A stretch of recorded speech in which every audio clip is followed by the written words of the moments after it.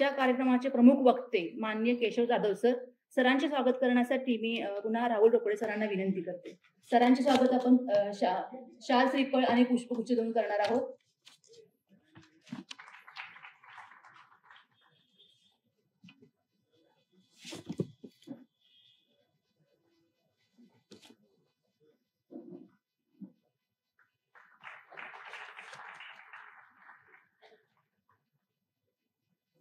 याचसोबत मी आपल्याला आजचे प्रमुख व्यक्ती माननीय केशवराव सदाशिव जाधव सर, सध्या अवर सचिव उच्च व तंत्र शिक्षण विभाग मंत्रालय मुंबई यांचा परिचय करून देते.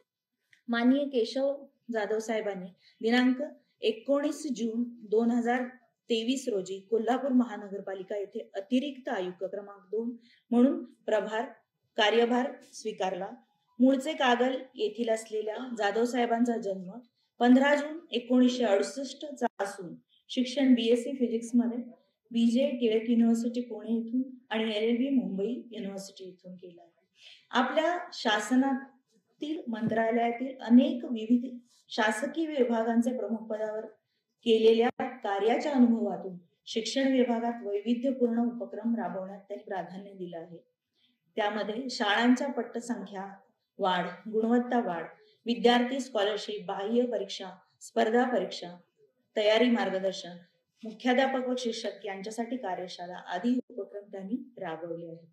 या कार्याचे पुढचे पाऊल म्हणजे तयारी स्पर्धा परीक्षांची ही पुस्तिका माननीय केशव जाधव यांच्या संकल्पनेतून तयार करण्यात आली आहे. तसेच बहुपर्यायी प्रश्न जे MCQ आहे या पुस्तिकेच्या साहाय्याने त्याची तयारी पडताळता येते. एकंदरीत माननीय प्रशासक के मंजुलक्ष्मी, तत्कालीन माननीय अतिरिक्त आयुक्त, तसेच प्राथमिक शिक्षण समितीकडील शैक्षणिक पर्यवेक्षक शिक्षक यांच्या परिश्रमातून तयार करण्यात आलेली ही पुस्तिका विद्यार्थ्यांना स्पर्धा परीक्षेच्या राजमार्गावरील पहिले पाऊल ठरेल हे निसंशय.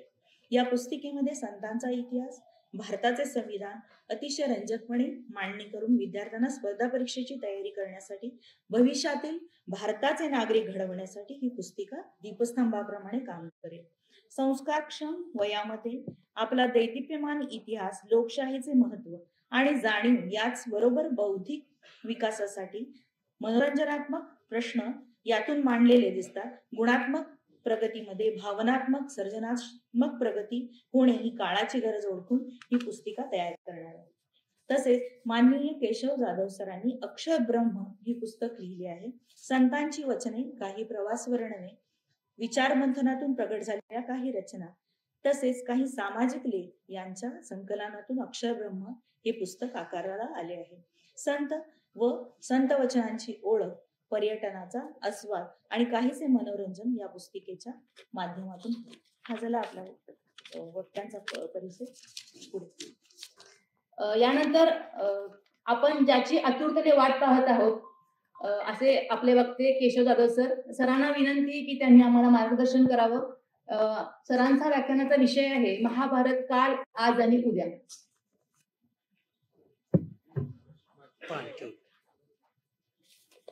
सगळ्यांना नमस्कार आणि स्वागत आहे.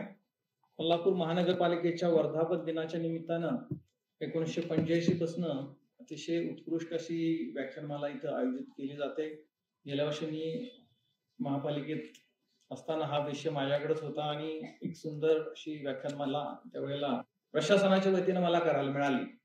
काही कारणामुळे मला परत माझ्या मूळच्या विभागात मंत्रालयात जायला लागलं आणि आता यावर्षी ही मालिका व्याख्यान मालिका जेव्हा आयोजनाचा विषय निघाला तेव्हा प्रशासनातल्या काही अधिकाऱ्यांनी मला विनंती केली की तुमचं व्याख्यान घेऊया. त्याचं कारण असं आहे की थोडाफार वाचनाचा व्यासंग आहे, थोडंफार वारीचा वगैरे अनुभव असल्यामुळं 1-2-4 ठिकाणी प्रवचनं केलेली आहेत, काही ठिकाणी बोलतो होतो आणि त्याच्या अनुषंगाने त्यांनी मला विनंती केली आणि त्यांचा आग्रह मला मोडता आला नाही. मी होकार केला. मग आला विषय कोणता घेता येईल. विषयावरती जेव्हा आपण आलो तेव्हा म्हटलं कुठल्या विषयावर बोलायचं. त्यांनी सांगितली सध्याची परिस्थिती, सामाजिक परिस्थिती अराजक वाजलंय आणि मग सगळे हे महाभारत असा का तो विषय घेता आला तर बघा. आता अराजक आणि महाभारत या दोन गोष्टी जेव्हा जवळ आल्या त्यावेळेला मी थोडस पॉज झालो आणि मग थोडा विचार केला. म्हटलं ठीक आहे, आपण या विषयावर बोलू. आता महाभारत म्हटलं की अराजक किंवा काहीतरी भाऊबंदकी किंवा वावावातली भांडणं, प्रॉपर्टीसाठीची भांडणं, अशा पद्धतीचं एक नेरेटिव्ह सेट झालं. आता फेक नेरेटिव्ह म्हणायला लागेल त्याला. ते नेरेटिव्ह असं सेट झाल्यामुळं म्हटलं याच्याबद्दल आपण बोलायला हरकत नाही. विषय व्हास्ट आहे, थोडासा वृक्ष असा पण आहे, पण हे थोडं समजून घ्यायचा प्रयत्न करा. मी चांगला सांगण्याचा प्रयत्न करतो. तर महाभारत आणि अराजक हा याची सांगड कशी घालता येऊ शकते किंवा त्याची खरोखर सांगड घालण्यासारखं आहे का, याच्यावरती आज आपण जरासं गप्पा मारूया.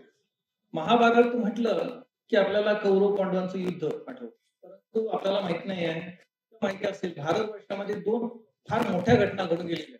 हजारो वर्षाचा इतिहास आपल्या देशाला आहे. रामायण आणि महाभारत ह्या दोन घटना अशा आहेत की ह्या संपूर्ण विश्वामध्ये या घटना प्रेरणादायी आहेत, पथदर्शी अशा घटना आहेत. आणि या दोन्ही घटनांचे जे महानायक आहेत ते आपल्या सगळ्यांचं दैवत आपण त्यांना समजतो. प्रभू रामचंद्र रामायणाचे महानायक आणि भगवान श्रीकृष्ण हे महाभारताचे महानायक. पण या दोन्ही महानायकांचा जर आपण विचार करायला गेलो, फार गमतीशीर गोष्टी आहेत. आपल्याला माहित आहे की आपण दशावतार मानतो, 10 अवतार महाविष्णूंनी घेतलेले आहेत. त्यापैकी आता 9 अवतार झालेले आहेत, 10वा अवतार अजून होणं बाकी आहे.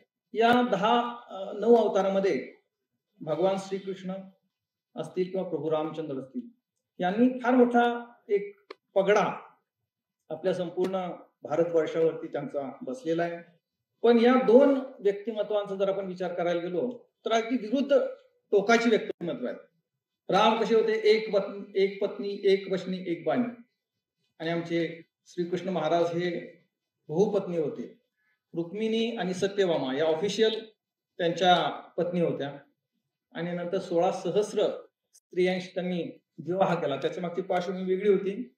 त्यांना मुक्ती देण्यासाठी त्यांनी तो विवाह केला होता. परंतु प्रभू रामचंद्रांनी एक पत्नीचं व्रत आयुष्यभर सांभाळलं, आणि तो एक वेगळा आदर्श आहे. प्रभू रामचंद्राचा जन्म आपण रामनवमीला साजरी करतो. रामनवमीला आपण दुपारी रामाचा जन्म साजरा करतो. श्रीकृष्णाचा जन्म आपण मध्यरात्री 12 नंतर साजरा करत असतो. अशा पद्धतीचे एक विरुद्ध टोक असलेली ही दोन व्यक्तिमत्व जरी असली, एक वचनी राम आणि नाना कळा असलेले आपले भगवान श्रीकृष्ण, अशा पद्धतीची ही व्यक्तिमत्व आहेत. पण त्यामध्ये सुद्धा भगवंतांनी जी लीला केली समजा महाभारताच्या माध्यमातून, त्याचा एक वेगळा असा इम्पॅक्ट आपल्या संपूर्ण भारत वर्षावरती आहे. कारण महाभारत याचा जर आपण विचार केला तर यामध्ये जी पात्र आहेत, भरपूर पात्र आहेत, रामायणापेक्षा जास्त पात्र महाभारतामध्ये आहेत. आणि हे प्रत्येक पात्र आपल्या आजूबाजूला फिरत असत. संपूर्ण आपण परिसरामध्ये, विश्वामध्ये सुद्धा जर बघायला गेलो, या महाभारतातलं प्रत्येक पात्र कुठं आणि कुठं आपल्याला भोवतीनं फिरतं असं दिसतं. ब्रह्मांडाचं बाहेरचं सोडून द्या, आपल्या आतमध्ये चित्तामध्ये सुद्धा या महाभारतातल्या प्रत्येक पात्राचा आविष्कार असल्याचं आपल्याला दिसून येतं. आपण जेव्हा जीवनामध्ये जगत असतो, धर्म आपल्या मनामध्ये जागृत होतो, आपण कोणाला तरी मदतीला जातो. धर्मराज युधिष्ठिराची तो आविष्कार असतो. जेव्हा आपल्याला एखाद्या गोष्टीची अहंकार येत असतो, त्यावेळेला दुर्योधनाचा आविष्कार आपल्यामध्ये होत असतो. प्रत्येक गोष्टीचा आविष्कार आपल्या चित्तामध्ये आहे. तो शोधत आपण गेलो की आपल्याला लक्षात येतं की महाभारताचं प्रत्येक पात्र हे आपल्या चरित्रामध्ये नेहमी वावरत असतं. आता कुठल्या पात्राचा आविष्कार अधिक असेल त्याप्रमाणे आपले व्यक्तिमत्व ठरत असतं. म्हणजे महाभारत काय होतं, महाभारत हे खरोखर एक घटना आहे का, सत्य घटना आहे का, याच्यावर सुद्धा वादविवाद सुरू आहेत. पण त्याचे बरेचसे पुरावे मिळतात. महाभारत हे खरं आहे ह्याचे मानण्यासाठीचे बरेच पुरावे. समजून चला महाभारत हे सत्य घटना वगैरे नाही आहे, एक कपोल कल्पित एक महाकाव्य, व्यासाने लिहिलं महाकाव्य. पण या महाकाव्याचा जर आपण अभ्यास करायला गेलो तर ह्या महाकाव्यातलं प्रत्येक गोष्ट ही आपल्या दैनंदिन जीवनाशी निगडीत आहे, हे आपल्याला लक्षात द्यायला लागतं. कारण महाभारतामधले जी पात्र आहेत, ही पात्र आपल्याला बाहेर जशी दिसतात तशी आपल्या चित्तामध्ये दिसत असतात.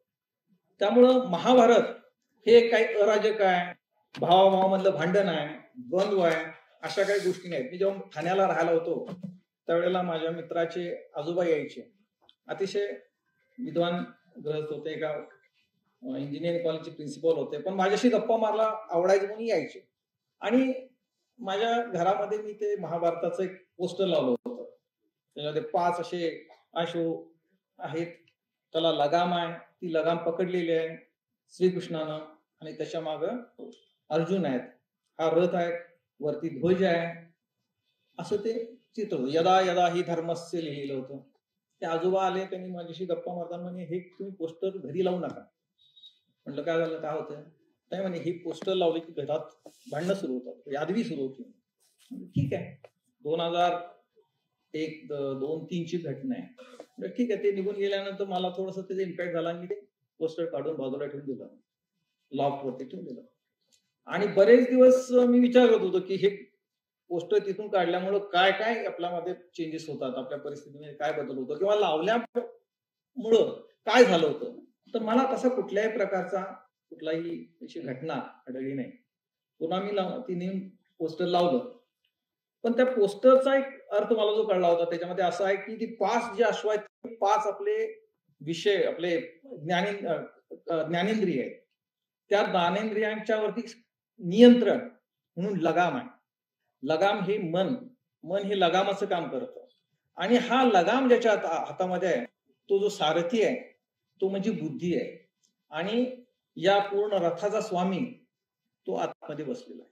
अशा प्रकारचा त्या याचा अर्थ होता.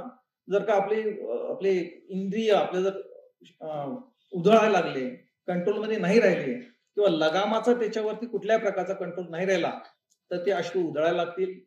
त्या सारथ्यानं त्या लगामाचा जर योग्य उपयोग नाही केला, म्हणजे बुद्धीनं मनावरती जर नियंत्रण नाही ठेवलं, मनानं जर इंद्रियावरती नियंत्रण नाही ठेवलं, तर तो रथ कुठंतरी घसरून जाणार होता. अशा पद्धतीचं पोस्टर होतं, मी परत लावून दिलं. आणि त्यानंतर मला असं मुद्दाम मी थोडं महाभारताच्या अंतरंगात जाण्याचा तेव्हापासून प्रयत्न सुरू केला. मला असं दिसलं की महाभारत हे याचं, जर आपण महाभारतातलाच एक महापर्वातला श्लोक आहे, धर्मेच अर्थेच कामेच मोक्षमच भरतर्षभ यदि हसी तदन्यत्र तन्नी हसी न तत्वचिता. म्हणजे महाभारत जे आहे हे धर्म, अर्थ, काम आणि मोक्ष या 4 गोष्टींनी बनलेला आहे, आणि या 4 गोष्टींचा पूर्ण जो या 4 बाबींसाठी जे काय आवश्यक आहे ते सगळं महाभारतामध्ये, याच्याशिवाय दुसरं महाभारतामध्ये काहीही नाही. मग आता धर्म म्हणजे काय? आजकाल आपण धर्म बघतोय, आपल्या भारत वर्षामध्ये धर्माला फार मोठी व्यापक संकल्पना आहे आपल्या दृष्टीने. कारण धर्म म्हटल्यानंतर एका विशिष्ट हिंदू, मुस्लिम, ख्रिश्चन, बौद्ध, जैन अशा पद्धतीचा एक आपल्यामध्ये एक ट्रेंड आहे. पण हे जे धर्म आज समजले जातात, ज्याचे झेंडे घेऊन सुरू आहे, खरं म्हणजे ती त्या प्रकारची यादवी सुरू आहे. पण ही एक सामाजिक मान्यता आहे. काही एका समाजातल्या काही लोकांचा एखादा ग्रुप एकत्र आला आणि त्यांनी काही विशिष्ट मान्यतांची जर मान्यता मांडल्या, तर त्याच्या परंपरा होतात, त्याच्या रूढी होतात, आणि मग तो धर्म होतो. आणि मग त्या धर्मामध्ये एक मान्यता नाही मांडली की दुसऱ्या धर्माची मान्यताचे लोक त्याच्यामध्ये संघर्षाचं वातावरण होत असतं. पण महाभारताला अभिप्रेत असलेला धर्म हा इतका सीमित नाहीये. धर्म महाभारतामध्ये धर्माची जी व्याख्या केलेली आहे, धर्म इति धारयति, जो धारण करतो, जो होल्ड करतो, जो जास्तीत जास्त धारण करण्याची ज्याची क्षमता आहे, तो म्हणजे धर्म आहे. प्रत्येक जीवाला एक वेगळी क्वालिटी धारण करण्याचा एक कॅपॅसिटी आहे प्रत्येक जीवाची, आणि तो त्याचा धर्म असतो. अशा प्रकारचा धर्माचा अर्थ आपल्या भारतवर्षामध्ये अभिप्रेत आहे. 4 प्रकारचे वेद आहेत, आपल्याला माहिती आहे धर्मशास्त्राचं, ज्यामध्ये थिअरी आहे, आणि हा जो महाभारत आहे हे ह्या 4ही धर्मशास्त्रांचं प्रॅक्टिकल व्हर्जन आहे. जसं आपण सायन्स मध्ये बघतो, आपण पहिल्यांदा एक गृहीतक मांडतो, हायपोथेसिस, आणि त्या हायपोथेसिसचं मग आपण विश्लेषण करतो, सायन्स मध्ये सुद्धा आहे, आणि मग शेवटी आपण एखाद्या विशिष्ट अशा निर्णयाप्रती सिद्धांत म्हणतो. तसं धर्मशास्त्र हे संपूर्ण धर्माचं एक थेरॉटिकल व्हर्जन आहे, आणि महाभारत हे त्याचं प्रॅक्टिकल व्हर्जन आहे. म्हणून महाभारताला 5वा वेद म्हणतात.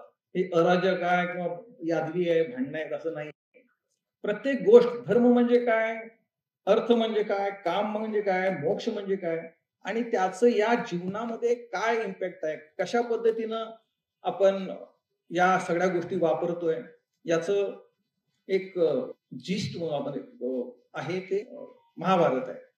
मग आता धर्म म्हणजे काय, महाभारताला अपेक्षित असलेला तर धर्म इति धारयति, जो धारण करू शकतो. ध्रुव, संस्कृतच्या ध्रुव या धातूपासून धर्माची उत्पत्ती झाली.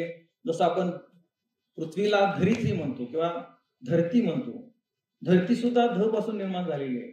आणि पृथ्वी अशी आहे, आपली सगळ्यांची आई आहे, ती कुणाला अवेरत नाही. कितीतरी जीव असे आहेत की ते चांगले असतील वाईट असतील, पण ही धरती माता आपली आहे ती सगळ्यांना सामावून घेत असते. म्हणून धर्म हा सगळ्यांना सामावून घेणार आहे, सगळ्यामध्ये अंतर्भूत असलेला अशा पद्धतीचा धर्म आहे असं आपल्याला महाभारत सांगत असतं. धर्मामध्ये बेसिक गोष्टी आहेत. आता धर्म, अर्थ, मोक्ष आणि काम या 4 गोष्टी जेव्हा धर्म सांगत असतं त्यावेळेला धर्माचा वापर अर्थ आणि काम या गोष्टीवर असणं गरजेचं आहे. या 2 गोष्टी धर्माच्या माध्यमातून केल्या तर आपलं जीवन हे निश्चितपणे यशस्वी होणार आहे. आणि त्यानंतर मग आपण पुढच्या स्टेजला जाऊ की मोक्ष अवस्था आहे, त्यावेळेला आपल्याला या सगळ्या गोष्टीतनं बाहेर पडायचं आहे. त्याच्यात पुढे येऊ. जेव्हा अर्थ आणि काम या गोष्टी ज्या वेळेला आपल्याला अधिग्रहित करायच्या असतात त्यावेळेला त्यामध्ये धर्माचा वापर असणं गरजेचं आहे. आपल्याला माहिती आहे, आपल्याला अर्थ ही गोष्टी म्हणजे आपण संपत्ती, या संपत्तीला आपण लक्ष्मीचं स्वरूप समजतो, आपण पूजा करतो लक्ष्मी म्हणून. म्हणजे आपल्या भारतीय मान्यतेमध्ये या संपत्तीला सुद्धा आपण महत्व देतो. पण ही संपत्ती मिळवत असताना कशा पद्धतीने मिळवावी याला धर्माचा अंकुश आहे. धर्म सोडून तुम्ही कोणत्याही प्रकारची संपत्ती जर अर्जित करत असाल तर मात्र ते त्याचं धर्माला ती गोष्ट मान्य होणार नाही. काम ही गोष्ट अशी आहे, काम म्हणजे एका सीमित अर्थाने न घेता संभोग. सगळ्या आपल्याला जीवनामध्ये आपल्याला 5 कर्मेंद्रिय आहेत, 5 ज्ञानेंद्रिय आहेत. या 5 कर्मेंद्रिय आणि ज्ञानेंद्रियाचा विषय आपण घेत असतो, विषयाचा आस्वाद घेत असतो. आणि हे घेत असताना त्याच्यामध्ये काही मर्यादा असायला पाहिजे, ते धर्मानं सांगितलेलं आहे. ह्या सगळ्या विषयांचा तुम्ही आस्वाद घ्या आणि घेणं गरजेचं आहे. आपल्याला तोंड आहे, जीभ आहे, नाक, श्वास घ्यायला नाक आहे, या सगळ्यांचा वापर आपल्याला करावा लागतो. पण तो करत असताना कशा पद्धतीने करावा याचं नियंत्रण हे धर्माच्या माध्यमातून होत असतं. त्यामुळं धर्म हे या दोन्ही गोष्टीवरती नियंत्रित करणारी एक फार मोठी अशी शक्ती आहे. धर्माच्या जर आपण बेस बघायला गेलो, धर्माचा जो मूळ पाया आहे त्याच्यामध्ये 5 गोष्टी सामावलेल्या आहेत. त्याच्यामध्ये सत्य आहे, अस्तेय आहे, अहिंसा आहे, अपरिग्रह आहे आणि ब्रह्मचर्य. या 5 गोष्टी आहेत. या 5 गोष्टी जर आपण शिवाय आपण राहू शकलो, 5 गोष्टी बघडून जर आपण जीवन जगू शकलो तर तो अधर्माचं ते गोष्ट होऊ शकते. आता ह्या 5 गोष्टी अशा आहेत ज्या आपल्या परंपरेनं वेदापासून सांगत आलेल्या आहेत. या 5 गोष्टी ज्या आहेत, या 5 गोष्टी आत्ताच्या प्रचलित सगळ्या धर्मामध्ये आहेत. ख्रिश्चनचं बायबल घेतलं तर बायबलमध्ये 10 कमांडमेंट्स आहेत. त्या 10 कमांडमेंट्स मध्ये महत्वाच्या 5 गोष्टी याच आहेत. जैन धर्माचं जर बघितलं दर्शन धर्म दर्शन म्हणून आहे, त्याच्यामध्ये जे 10 गोष्टी आहेत त्याच्यामध्ये या 5 गोष्टी आहेत. पंचशील तत्व बौद्धांनी सांगितली, बुद्धांनी बौद्ध धर्मामध्ये, ते सुद्धा या 5 गोष्टी सत्य, अहिंसा, अपरिग्रह, ब्रह्मचर्य, अस्तेय या गोष्टी शिवाय कोणताही धर्म होऊ शकत नाही. त्यामुळं ह्या बेसिक गोष्टी आपल्या या 4 वेदापासून आल्या आणि हे एक प्रकारचं प्रॅक्टिकल व्हर्जन आहे. मग हे जीवन जगत असताना या गोष्टींची खरोखर गरज आहे का, याचा जेव्हा आपल्याला विचार करत होतो त्यावेळेला या जगामध्ये जीवनामध्ये या 5 गोष्टीमुळं काय काय घडत असतं, तर याचा जर बॅलन्स चुकला तर निश्चितपणे महाभारत जे आपल्याला अभिप्रेत आहे, भाऊबंदकीमध्ये म्हणा किंवा वादावादी किंवा शेवटी अतिरेक झाला, अराजक माजून त्याचा मग निश्चितपणे अंताकडे जाण्याची ती अवस्था सुरू होते.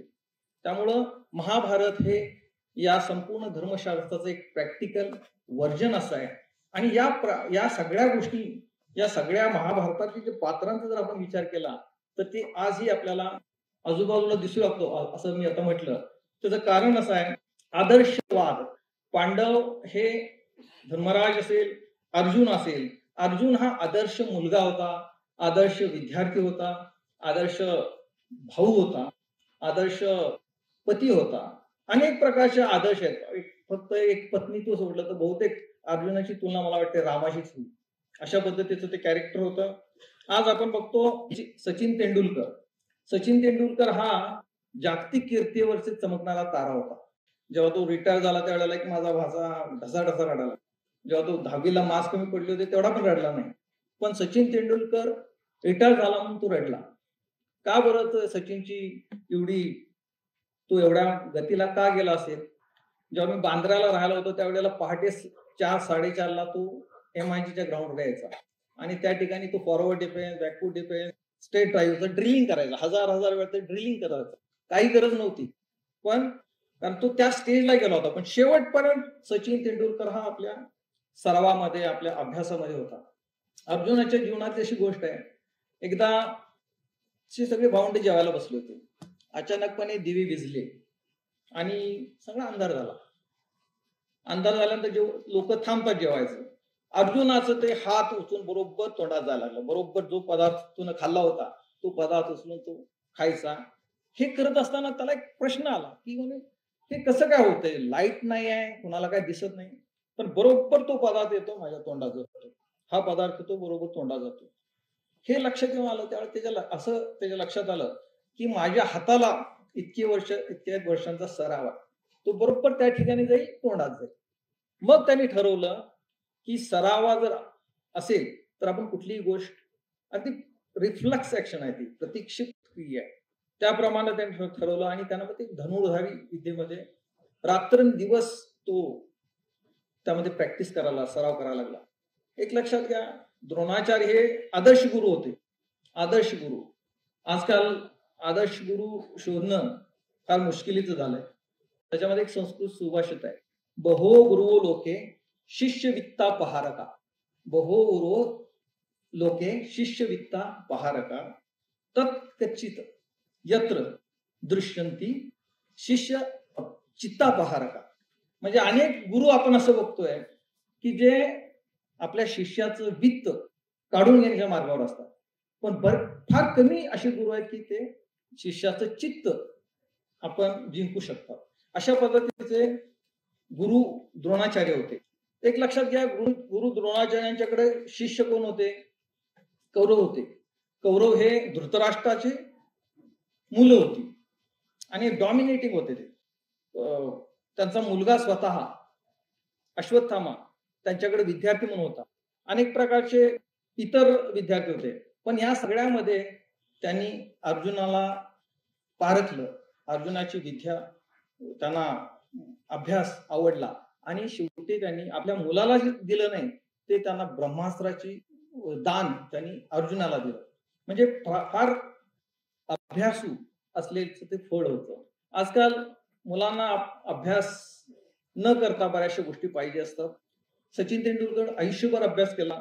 बुमराह आपल्याला माहित आहे, जसप्रीत बुमराह, तो क्रिकेटमध्ये त्याची बॉलिंग यॉर्करचा मास्टर होता. काय व्हायचं, जेव्हा त्यांना ते कळलं बॉलिंगची, यॉर्करची जेव्हा थीम कळली, त्यावेळेला रात्री आई त्याची अडवायची. फार वाईट, अत्यंत गरीब परिस्थितीत पुढे येत होता. आईला वाटायचं की मुलग्यांना आपलं शिकावं चांगलं आणि कुठली तरी नोकरी पकडावी, त्या क्रिकेटच्या नादाला लागून याचं नुकसान होते. त्यावेळेला ती त्याला अडवायची. पण आई झोपल्यानंतर बुमराह रात्री जाऊन त्या भिंतीवरती दगड येऊन बॉलिंग करत राहायचा, प्रॅक्टिस करत राहायचा. अनेक वर्ष प्रॅक्टिस केली. जेव्हा आईला जाग आली आणि ती बाहेर बघायला आली, आवाज कसा येतोय, त्यावेळेला लक्षात आलं की हा जसप्रीत आपला बॉलिंग करतोय. आणि त्याला रागवलं, त्याला नंतर वाईटही वाटलं. पण त्यानंतर बुमराह त्यानं सांगितलेल्या या गोष्टी आहेत की त्या माझ्या सरावामुळं यॉर्करचा मी शोध लागला मला, आणि आता जगातला सर्वश्रेष्ठ यॉर्कर म्हणून तो प्रसिद्ध आहे. याचा अर्थ असा आहे की आज आपल्या आजूबाजूला अर्जुन सुद्धा आहे. अर्जुनाची जी क्वालिटी आहे ती आजही आपल्या आजूबाजूला बघायला मिळते. महाभारतातली सगळीच पात्र अशी त्यांच्यामध्ये फार पोटेन्शियलची आहे. कुंती आदर्श माता होती. कुंतीचं जर आपण आयुष्य बघायला गेलो तर ती शूरसेन राजानं तिला दान म्हणून मित्र होते त्याचे कुंती घोष त्याला दान दिलं. त्यावेळेला दान करायची लोक त्यांना मुली पण दान करायची. त्यांना दान केलं. कुंती भोजाच्याकडं कशी वाढली असेल तिचं आयुष्य गेलं. अत्यंत कठोर आणि कठीण अशा पद्धतीचं हे सगळं आयुष्य या महाभारतातल्या अनेक पात्रांचं आहे.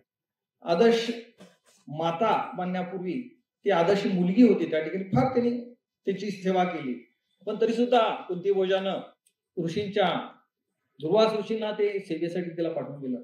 दुर्वासांची सुद्धा कुंतीनं अत्यंत मनोभावी सेवा केली आणि मग जाताना त्यांना वर वगैरे दिला. त्या गोष्टी आहेत. लग्नानंतर जेव्हा ती या सम्राट हस्तिनापूर सम्राटाच्या गावी आली, सम्राटाची साम्राज्ञी झाली, त्यानंतर काही दिवसातच सगळे वासी त्याचे दिवस फिरले आणि त्यांना वनवासात जायला लागलं. वनवासात गेल्यानंतर मुलं झाली आणि त्या वनवासात सुद्धा त्या बाईनं मुलांची अत्यंत चांगल्या पद्धतीने काळजी घेतली. तिची 3 मुलं आणि माद्रीची 2 असे 5 मुलांचं अतिशय वेगळ्या पद्धतीनं तिनं संगोपन केलं आणि ती मुलं पुढं 5 पांडव म्हणून उदयाला आली. अत्यंत वाईट अवस्थेमध्ये असे टक्के टोलपे खात त्या मातेनं आपल्या मुलांच्यावरती संस्कार.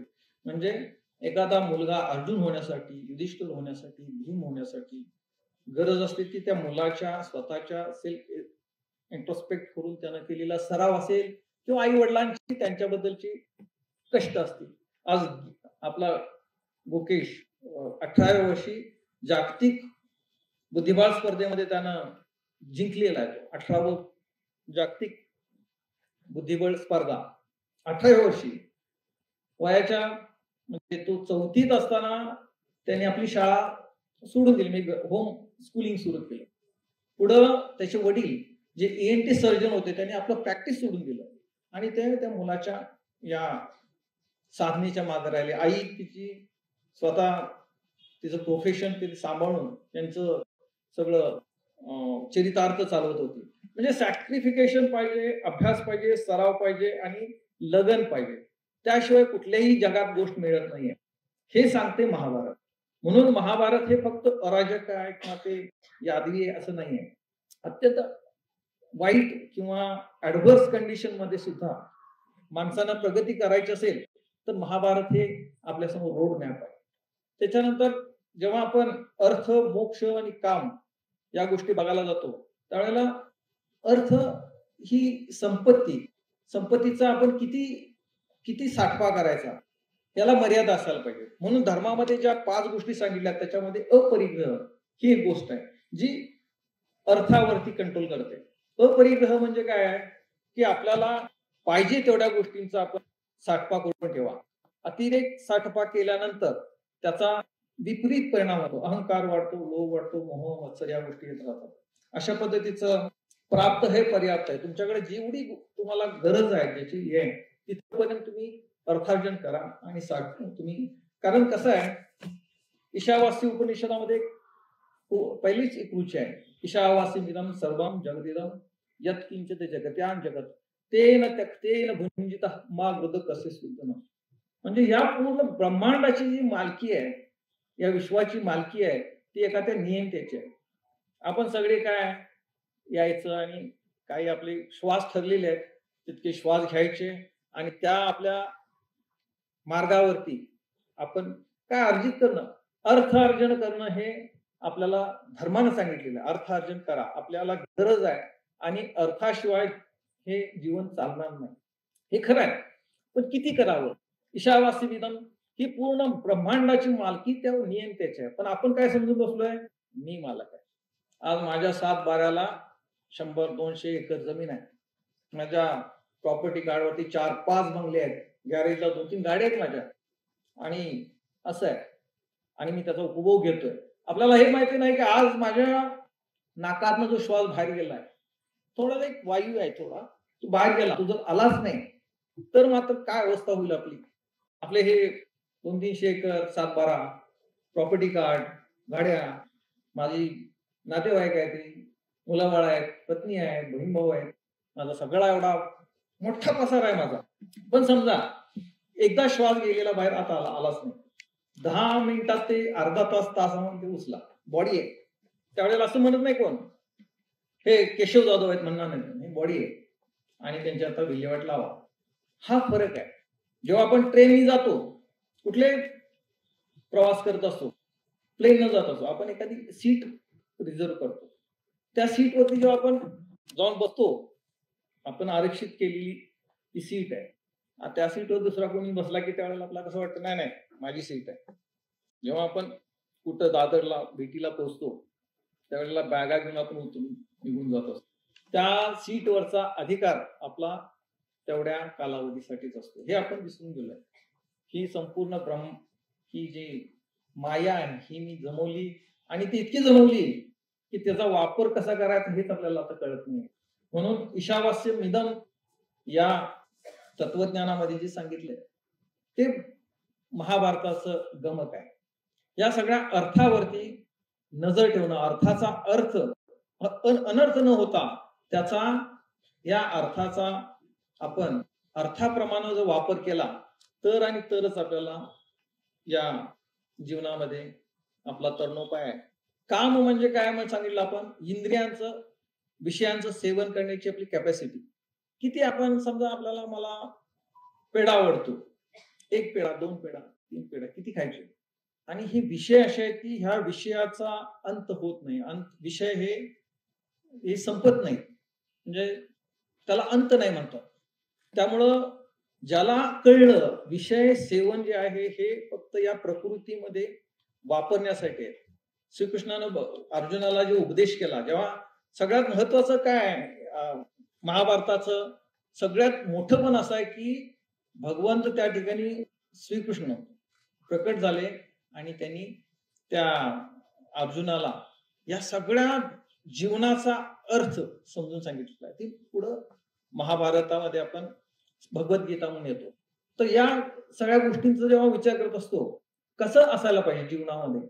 आमचा एक मित्र, आम्ही अगदी 8वी 9वी 10वीत असताना अगदी कागलवरनं आम्ही त्या मल्लयाला चालत जायचो त्या श्रावण महिन्यामध्ये आणि फार आनंदानं खेळमेळीत आम्ही राहायचो. पण दुर्दैवानं त्याचे वडील 9वीत असताना अचानक एक्सपायर झाले आणि मग त्याला विचारायला ते त्याचं चरितार्थ करण्यासाठी शाळा सोडून त्याला कामावरती जायला लागला. ते इचलकरंजीमध्ये ते मिल वर्कर मध्ये तिथं गेला. नंतर मग ते सोडल्यानंतर एक बंद पडली. मग तो एका त्या गवंड्याच्या हाताखाली काम करायला. तिथं पण त्याचं चरितार्थ, त्या ठिकाणी मुंबईचे ग्रहस्थ आले होते, त्यांनी त्यांना घेऊन मुंबईला गेले आणि मुंबईमध्ये तो राहायला व्यवस्थित, पण हळूहळू तो व्यसनांत झाला, व्यसनाच्या अधीन गेला. आणि जेव्हा त्याच्या त्या आईच्या लक्षात आलं की आता मुलगा आपल्या हातानं निघून जातोय, तर त्या मातेनं त्याला परत बोलवून घेतलं आणि त्याला त्या व्यसनातनं सोडवण्यासाठी फार पराकाष्ठा केली. म्हणजे आदर्श मातेचं उदाहरण जसं कुंती होतं तसं आजच्या काळामध्ये सुद्धा आदर्श माता आहे. जसे त्या गुकेशच्या आईनं संपूर्ण हे सगळं ती सांभाळली, तिचं प्रोफेशन सांभाळून तिचं घर सांभाळलं. महाभारतामध्ये ह्या सगळ्या आदर्श ज्या व्यक्तिमत्व आहेत, घटना आहेत, हे आपल्या जीवनाचं प्रत्येकाला प्रेरणा स्तोत्र आहे, प्रेरणास्थान आहे. आणि या प्रेरणेमध्ये आपल्याला जात असताना त्या गोष्टी जेव्हा विचार करत असतो, अपरिग्रहाचं दुसरा एक हे आहे की आपल्याला किती संपत्ती पाहिजे. आपल्याला अजून एक कथा आहे ती सांगतो मी मुद्दाम इथं. एकदा ते भगवान असे प्रसन्न होतात एका शेतकऱ्याला, म्हणजे तुला किती शेती पाहिजे. काही लोकांना माहिती असेल, म्हणे मला एक 10 गुंठ मिळाले तर मी आनंदी होईल. अजून सांग किती पाहिजे, तुला पाहिजे तेवढी द्यायला मी तयार आहे. त्याचा लोभ मोह वाढायला लागला. आता भगवान तर सांगतायत 10 गुंठे, तर माझ्या त्या बाजूच्याकडे अर्धा एकर जमीन आहे. ठीक आहे म्हणे, मला महाराज तुम्ही भगवंता मला 1 एकर द्या बस काय म्हणे, अजून मागू शकलो माग. लोभ वाढायला लागला. 5 एकर 10 एकर 50 एकर. तो म्हणे चला तथास्तु, अजूनही सांग मला. तो म्हणे मग असं करा म्हणे की मी जेवढी हे पदक हे जाईन, जेवढं भगवंताने जा तू जेवढा चालशील तेवढी जमीन तुझ्या मालकीची देतो. त्याला परत लोभ सुटला, चालायला लागले. त्या मध्यान होईपर्यंत, सूर्य मावळेपर्यंत जेवढी तू चालशील तेवढी तुझी जमीन तू मालकीच. चालत चालत जात असताना त्याला पळायला लागलं. ते लोभ वाढला आणि तो लोभ करत करत तो 4 वाजले 5 वाजले, सूर्य जसा कलायला लागला तस तसं अजून त्याची उर्मी, अरे एवढी आहे आणि अजून पडलो तर अजून मिळणार आहे. आणि तो अगदी त्या सूर्यास्ताच्या वेळेला त्याला ते शक्य नाही झालं आणि तो तिथं पडला आणि तिथंच गतप्राण झाला. परमेश्वर तिथं आले आणि म्हणजे अरे तुझी कुवत ही 3.5 फुटाची तुझी पात्रता आहे, ती घे आणि तू रेस्ट मध्ये जा. तसं लोभ जो आहे तो जेव्हा तुम्ही किती आपल्याला संपत्ती पाहिजे, किती आपल्याला गरज आहे, या हे सगळं सांगणारं जर आपल्याकडं कुठलं शास्त्र असेल तर ते महाभारत आहे. कारण महाभारताला मगाशी म्हटलं त्याप्रमाणे प्रॅक्टिकल व्हर्जन आहे महाभारत. महाभारतामध्ये जेव्हा विदुर आणि धृतराष्ट्र यांचा जो संवाद सुरू होता त्यावेळेला धृतराष्ट्रानं सांगितलं की न्यूटनने जे गतीविषयीचे नियम शोधले, आपण म्हणतो न्यूटन्स लॉ ऑफ मोशन, त्याच्यामध्ये दुसरा नियम आहे action and reaction are equal and opposite. त्यावेळेला विदुरानं सांगितलं होतं की धृतराष्ट्रा आता सावध हो, ही जे चाललंय, हे जे तुमचं चाललंय, मुलं मागतायत तू हो म्हणतोस, आज मुलांनी जो अत्याचार, जो अन्याय सुरू केलाय त्याची जर रिएक्शन आली तर फार वाईट होईल. आणि ही रिएक्शन कशी असते, ही इक्वल अँड अपोजिट असते. तेवढ्या जोरानं हे रिबाउंड होऊन येणार आहे आणि त्यावेळेला तुला सोडवायला कोणी नसणार.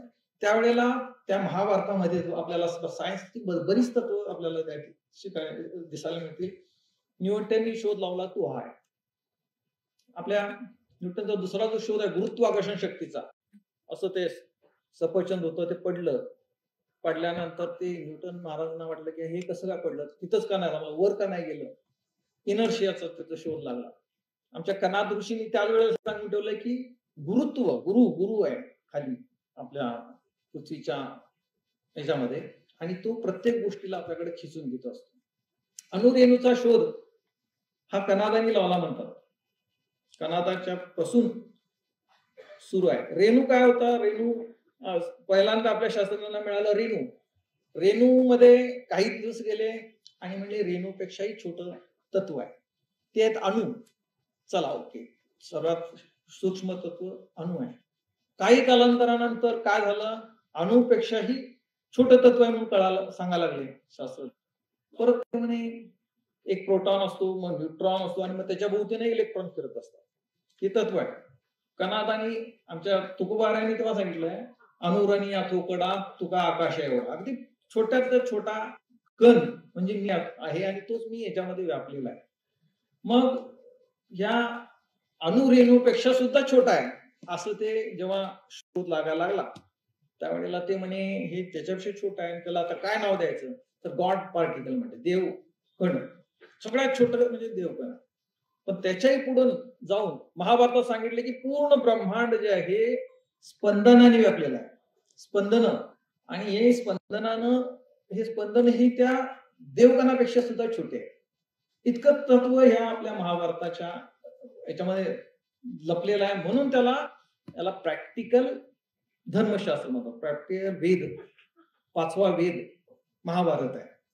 महाभारतामध्ये या ज्या व्यक्तिरेखा आहेत, या सगळ्या व्यक्तिरेखांमध्ये भगवंतांनी जेव्हा अवतार घेतला, गंमत अशी आहे, त्या जेव्हा भगवद्गीता आपण वाचायला सुरू 4थ्या अध्यायामध्ये भगवंतांनी सांगितलं की मी सूर्याला उपदेश केला होता. सूर्य भगवंतांना मी सांगितलं की मी तुला आज योग सांगतोय आणि तो योग मी आज तुला परत सांगतोय. गंमत आहे, जेव्हा मी वाचायला लागलो मला पण आश्चर्य वाटलं होतं, म्हणजे हे काहीतरी गडबड आहे, म्हणजे फसवणूक आहे ही काहीतरी. तोच प्रश्न अर्जुनानं विचारला भगवंतांना, अरे भगवंता तुम्ही सूर्याला उपदेश केला कसं काय, म्हणजे तुम्ही तर काल अर्जुन आणि श्रीकृष्णामध्ये जास्त अंतर नव्हतं, 2-3 वर्षाचं अंतर होतं. माझ्या समोर तुम्ही जन्माला आहे, तुमचा जन्म तर त्या बंदीखान्यात झाला होता. किती वाईट अवस्था होती बंदीखान्यानं. त्याचे बाप त्यांना घेऊन तिथं गेला, वासुदेव. इतक्या वाईट सगळं माहिती आहे, आणि तुम्ही सांगता की मी त्यांना तिथं उपदेश केला, आणि हे कसं काय म्हणे. तर त्यांनी सांगितलं की भगवंताने की तुझे अनेक जन्म होऊन गेले इथं, आणि त्या अनेक जन्मामध्ये मी तुझ्या सोबत आधीमध्ये येत असतो, माझे अवतार होत असतात, आणि आज मी इथं आहे तुझ्या बरोबर. मग पुढे त्यांनी त्याच अध्यायामध्ये तो आपला प्रसिद्ध यदा यदा हि धर्मस्य ग्लानिर्भवति भारत अभ्युत्थानम् अधर्मस्य तदात्मानं सृजाम्यहम् वगैरे. परित्राणाय साधूनां विनाशाय दुष्कृतां धर्म संस्थापनार्थाय संभवामी युगे. या धर्माचं रक्षण करायला मी युगायुगाने येत असतो, तसं तिथं आलं. मग आत्ता नाही आहेत का, म्हणजे आता खरोखर नाही आहेत का, असं युगायुगानच परमेश्वरानं जर अवतारित व्हायचं असेल तर मग आत्ता काय, आज भगवंत नाही आहेत. याचा अर्थ आहे की जेव्हा कधी अगदी ते अधर्माची ही होईल, ग्लानी होईल, आणि ते रसातळाला जाऊ, तेव्हा भगवंत तिथला, आता नाहीये, असा त्याचा अर्थ आपल्याला का वाटू नये. जेव्हा आपल्याला प्रत्येकाला जर आपल्या अंतर्मनात जाऊन जर आपण विचार करत राहिलो, चिंतन करत राहिलो, की आपल्याला लक्षात येतं बघा की आता धर्मशास्त्राप्रमाणे चांगल्या आणि वाईट गोष्टी ठरल्यात, धर्माच्या आणि अधर्माच्या, चांगल्या आणि वाईट गोष्टी माहिती आहेत जनवरी. कुणाचाही मन दुखवू नये, कुणालाही हत्या करू नये, कुणाचं खोटं बोलू नये, कुणाची संपत्ती लुबाडून घेऊ नये, या सगळ्या वाईट म्हणजे अधर्म मानणाऱ्या गोष्टी असं आपण समजतो धर्मशास्त्राप्रमाणे. कुठल्याही धर्मात गेला तरी या गोष्टी आहेत. कोणत्याही धर्मामध्ये याच 5 गोष्टीवरती बेस आहे. मग जर भगवान कधीतरी असे उपजत असतील तर आजची परिस्थिती काय, आज नाही आहेत का. मग आपण कशा म्हणतो तुझ्यामध्ये राम नाही, आतमध्ये राम बसलेला आहे वगैरे वगैरे. याचा अर्थ काय असा जेव्हा यायला लागतं त्यावेळेला कुठलीही मनामध्ये आपली जी वृत्ती येते, विचार येतो, चांगला किंवा वाईट. आता धर्मशास्त्राप्रमाणे चांगला म्हणजे सत्याने वागा, सत्य, अहिंसा, अस्तेय, ब्रह्मचर्य, अपरिग्रह, ही 5 तत्व आहेत त्या धर्माची. मग ही धर्माची तत्व जेव्हा आपण सोडून वागायला लागतो त्यावेळेला काय लक्षात येतं की आपल्याला एक इंटेन्शन असतं, आतून एक आपल्याला इंटेन्शन येतं, आवाज येतो आतूनच की हे बरोबर नाही, हे करू नको. प्रत्येकाला हे इंटेन्शन आहे, म्हणजे असं कुणालाही अलग भाव असा नाहीये, प्रत्येकाला ते इंटेन्शन असतं. कुठल्याही वयात असू दे, कुठल्याही लिंग भेदाचं असू दे, कुठल्याही जाती धर्माचं असू दे, प्रत्येकाला ते लक्षात हे काम करत असताना हे चांगलं आहे की वाईट आहे, हे इंटेन्शन आपल्याला आतून येतं. मग आतून येणारे इंटेन्शन म्हणजे काय, ह्याचा आपण कधी विचार केला तर निश्चित प्रमाणात ते धर्माची गोष्ट सांगत असतं आपल्याला. धर्म हा आहे आणि हे कर, हे करू नकोस. मग जेव्हा ही गोष्ट आपल्याला जाणवायला लागते की ही गोष्ट धर्माची आहे, म्हणजे आतून इंटेन्शन आहे, पण आपल्याला तेच करायचं, आपल्याला भ्रष्टाचारच करायचा आहे, आपल्याला एखाद्याचं हिंसा करायची आहे. हिंसा म्हणजे काया वाचा म्हणे, एखाद्याला तुम्ही खून केला म्हणजे हिंसा होती असं नाही.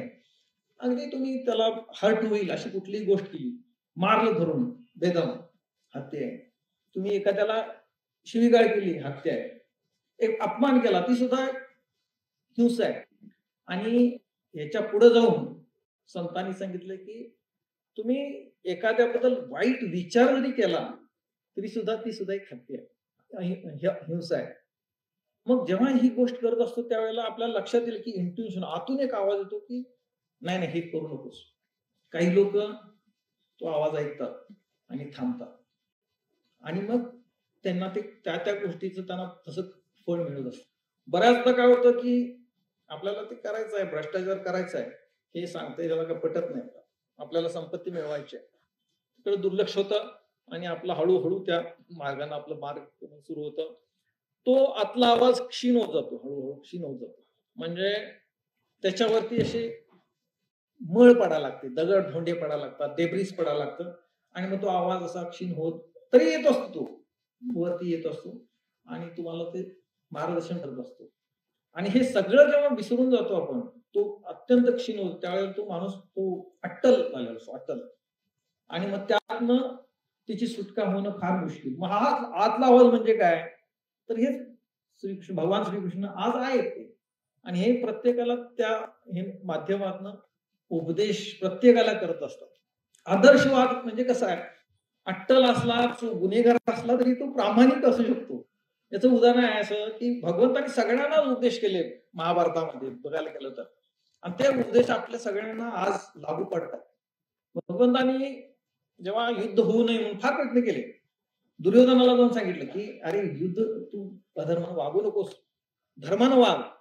जर तू धर्मानं वागलास तर हे अराजक थांबेल आणि युद्ध होणार नाही, नाहीतर ह्या सगळ्यांचा विनाश झाल्याशिवाय राहणार नाही.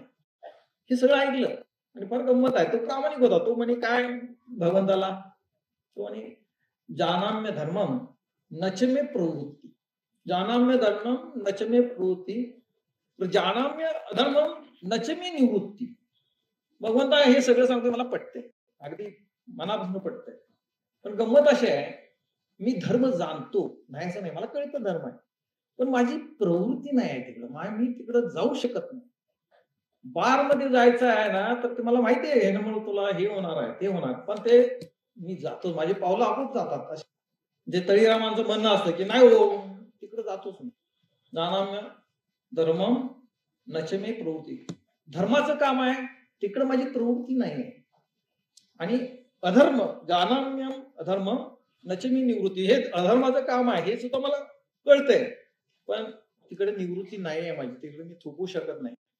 अशीच पद्धती, अशाच प्रकारची. मग आपण अर्जुनाची अवलाद आहे की दुर्योधनाची आहे, हे आपण स्वतः विचार करण्याची गरज आहे. महाभारत आजही आहे, आयुष्य पुढं अनेक वर्ष राहणार आहे, कारण हे याच्यामध्ये धर्मशास्त्र आणि त्याचं प्रॅक्टिकली ते कसं इम्प्लिमेंटेशन आहे या गोष्टी त्याच्यामध्ये आहे. जेव्हा अर्जुनानं पण असाच विषाद झाला होता, अर्जुनाला वाटायला लागलं की माझे गुरु आहेत, पितामह आहेत, भीष्माचार्य पितामह आहेत, द्रोणाचार्य गुरु आहेत, हे सगळे मामी आहेत माझे, शाल्य होते त्याच्यामध्ये. मग हे करत असताना लढायचं ते कशासाठी लढायचं? समजा यांना मी मारलं सगळ्यांना, तर काय होणार आहे की मी आपल्याकडे हस्तिनापूरचं सम्राट म्हणून आमचं दादा बसेल गादीवरती, पण आपण सुखाने राहू का? नाही, राहिले नाही पांडव, कारण ती संपूर्ण बेचिराख होऊन गेलं होतं, सगळे विधवांची मालिका होती त्या ठिकाणी, त्या हस्तिनापूरमध्ये काही राहिलं नव्हतं. पण हे सगळं अधर्म संपवण्यासाठी ते करायला लागलं होतं. मग भगवंतांनी असा उपदेश का केला असेल तेव्हा? तर अधर्माचा नाश करणं हे याच्यासाठी कोणत्याही प्रकारची आपल्याला किंमत मोजायची असेल तर ती मोजायची गरज आहे, कारण धर्माचं तेवढं महत्व श्रीकृष्णानं त्यावेळेला सांगितलेलं होतं. जेव्हा भीष्माचार्यांना वाटायचं की मोठाच माणूस होता तो, म्हणजे कधी त्यांनी आपला देह सोडायचा हे ते ठरवत होते. पूर्ण त्या आर्यवृतामध्ये पूर्ण मोठा योद्धा म्हणून प्रसिद्ध होते. मग आता हे कसं काय करायचं? त्यांना हरवायचं असेल तर काय करावं लागेल? कारण श्रीकृष्ण गंमत अशी आहे, जेव्हा कौरव आणि पांडवाचं युद्ध सुरू झालं त्यावेळेला प्रत्येक जण आपली सेना इकडनं तिकडनं घ्यायला सुरू केलं. मग पांडवांच्याकडे 7 अक्षोहिणी सेना जमली होती, 7, आणि पांडवांच्याकडं 9 अक्षोहिणी, म्हणजे बॅलन्स नाही, 7 आणि 7च होते, त्यांच्याकडे 7. मग हे त्यावेळेला शकुनी एक वेगळं कॅरेक्टर होता, अत्यंत हुशार होता माणूस, फार बुद्धिमान होता शकुनी. त्यानं ठरवलं की आपल्याकडे अजूनही सैन्य वाढायला पाहिजे, नाहीतर आपल्याला या मुलाचं नुकसान होणार आहे. मग श्रीकृष्णानं सांगितलं की तुम्ही जा, शाल्य राजा आहे माद्र देशाचा, त्यांना तुम्ही घेऊन या. आता ते माद्रीचं राज्य होतं ते माहेर, म्हणजे नकुल आणि सहदेवाचा आजोळ, त्याचा मामा शाल्य त्याच्याकडं गेले शोधायला, त्यांना बोलवायला. तर म्हणे त्यांना निरोप पाठवला की तुम्ही या आमच्याकडे, पांडवांच्याकडे जॉईन व्हायला या. शाल्य राजा आले, आपले ते 4 अक्षौहिणी सेना घेऊन आले, आणि वाटेत आल्यानंतर मग त्यांना ते वेश पालटून कौरव गेले, पाया पडून त्यांना घेऊन आले, आम्हीच पांडव आहे म्हणून, आणि घेतल्या त्यांच्याशी त्यांनी अग्रीमेंट केलं, शब्दा घेतल्या, आणि त्यांना 11 अक्षौहिणी झालं आणि एकदा 7 अक्षौहिणी. म्हणजे युद्ध आहे, युद्धामध्ये कुठल्याही प्रकारच्या अशा घटना घडायला पाहिजे. मग ते काय खोके असो काही असो, आज ते चाललंय. काही करून आपल्याकडे नंबर गेम आला पाहिजे, त्याशिवाय गव्हर्नमेंट बनत नाही. मग त्यासाठी कोणत्याही योजना आखा. शेवटी त्या शल्यराजाला शेवट पण कळलं नाही की आपण आपल्या भाषाकडे गेलोय म्हणून. ते गेले कौरवांच्या सैन्यामध्ये आणि युद्ध त्यांना त्या भाषेच्या विरुद्ध करायला लागलं. तर हे छल कपटाचं जे सुरू होतं याला छेद देण्यासाठी भगवान श्रीकृष्णाने त्या ठिकाणी पांडवांचा पक्ष पकडला. मग एवढं होऊन काय झालं, अर्जुनानं आपलं सगळं गलित गात झालं आणि सोडून दिलं. अर्जुनाला विषाद झाला म्हणतात.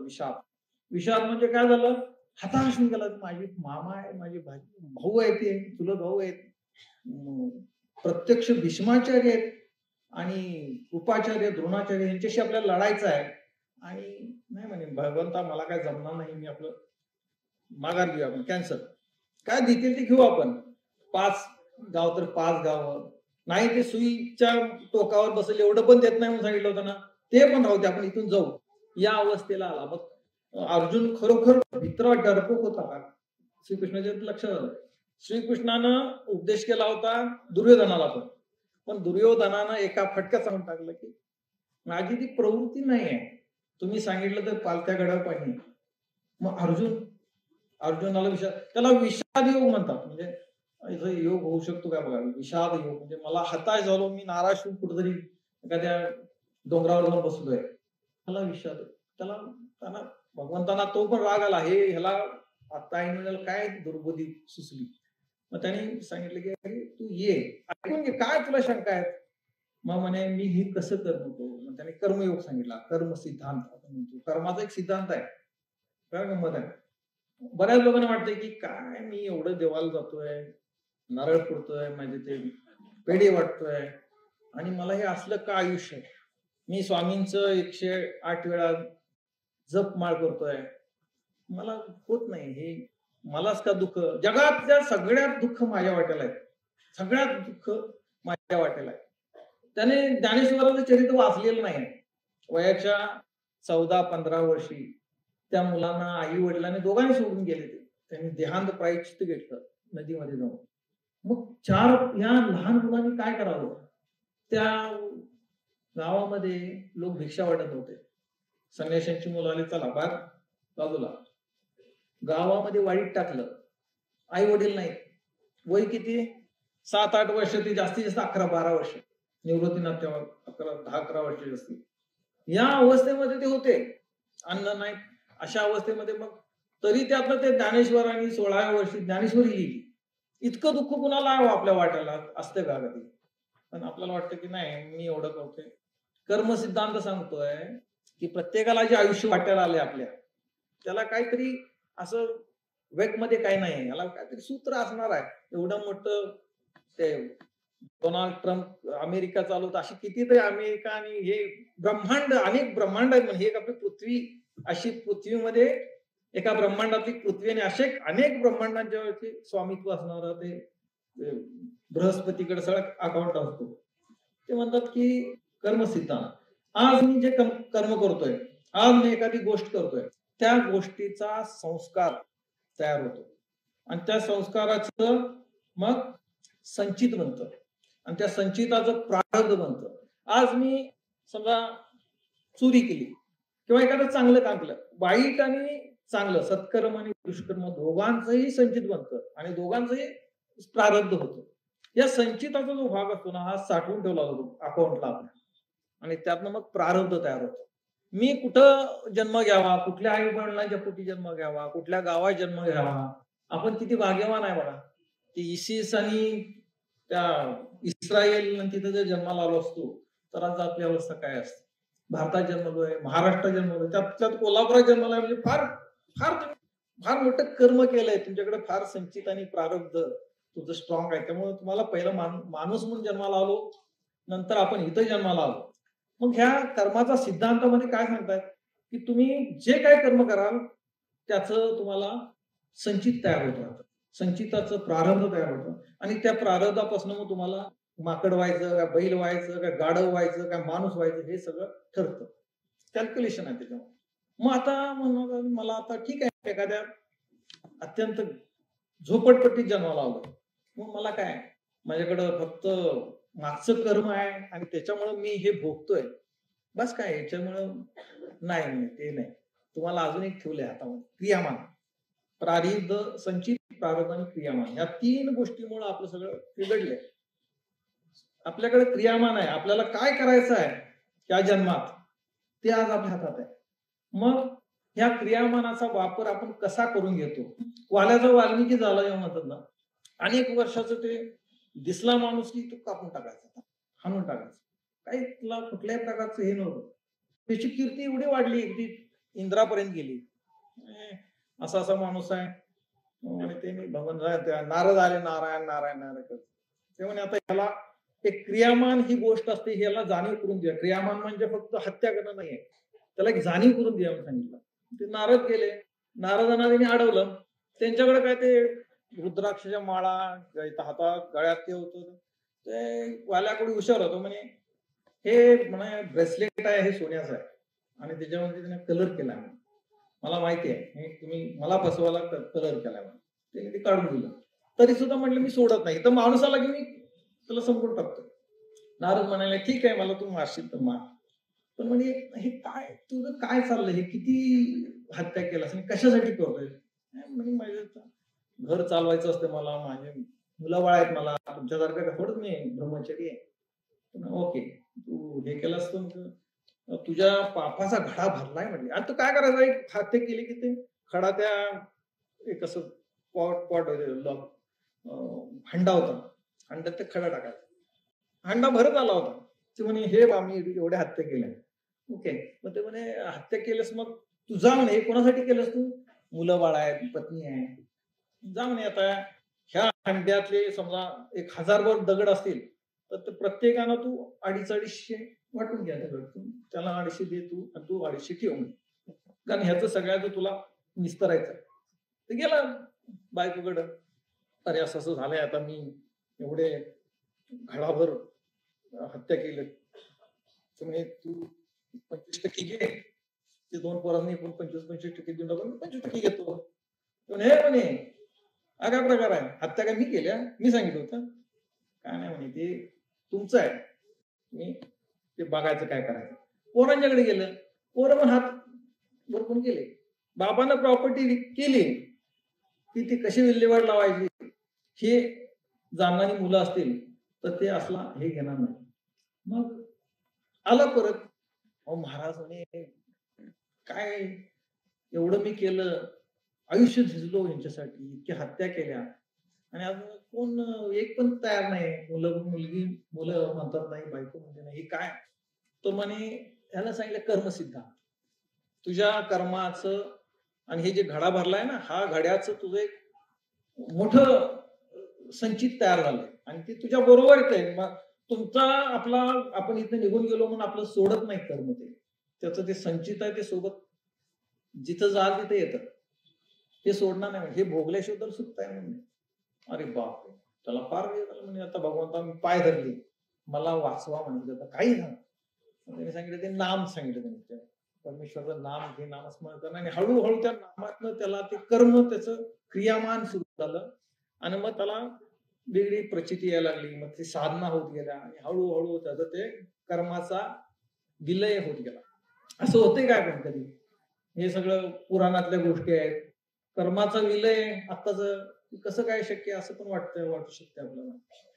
विपश्यना साधना आहे, विपश्यना म्हणून साधना प्रकार आहे इगतपुरीला, आता आपल्या इथं पण झालंय आळत्याला, तिथं पण आळत्याला पण करून आलो आणि ह्याला पण करून आलो. पण विपश्यना ही जी साधना आहे ही मूलतः आपली प्राचीन भारताची साधना आहे ती, आणि ती साधना बुद्धांनी त्या साधनेपासून त्या साधना प्रकाराची साधना केली आणि ते बुद्धिसत्व झाले, बुद्धिसत्व झाले, त्या उच्च अवस्थेला पोहोचले, मोक्ष पदाला पोहोचले. मग ही जी साधना आहे ही ऍज इट इज तिबेटमध्ये आहे, प्युरिफाईड फॉर्म मध्ये त्यांनी ती स्टोर करून ठेवलेली आहे, कुठल्याही प्रकारचा त्याच्यामध्ये दोष नाही. मग गोयंका ती साधना परत आपल्या भारतात आणली, विपश्यना सेंटर, आणि ती जेव्हा आपण करायला जातो त्यावेळेला ती साधना अशी आहे की गंमत आहे. आनापान करायचं म्हणजे पहिलं नाकाचे श्वास आहेत. श्वासाची गंमत अशी आहे की श्वास आणि आपलं रक्ताभिसरण, रुधिराभिसरण, हृदय तुझा फार जवळचा संबंध आहे.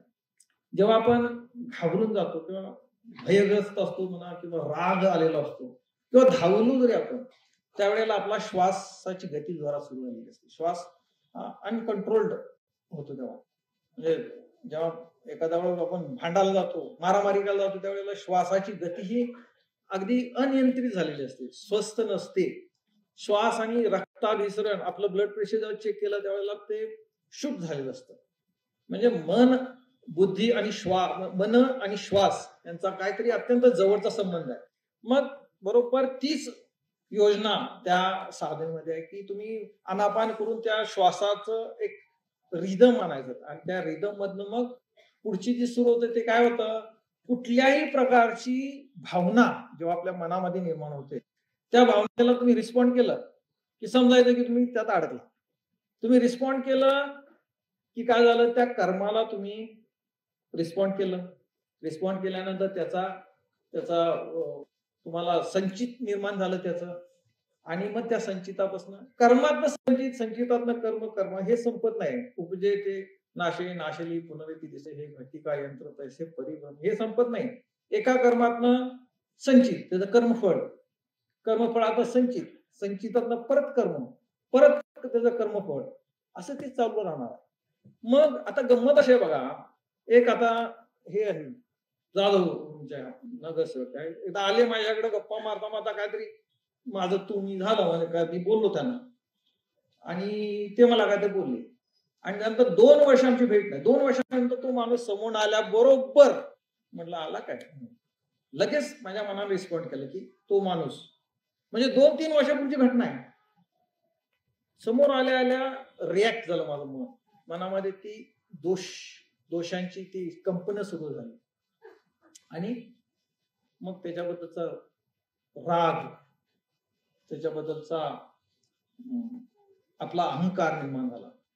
म्हणजे हे काय आहे की हे जे राग, लोभ हे नाही बाहेर नाही आहेत, कुठं तुमच्या आतमध्ये.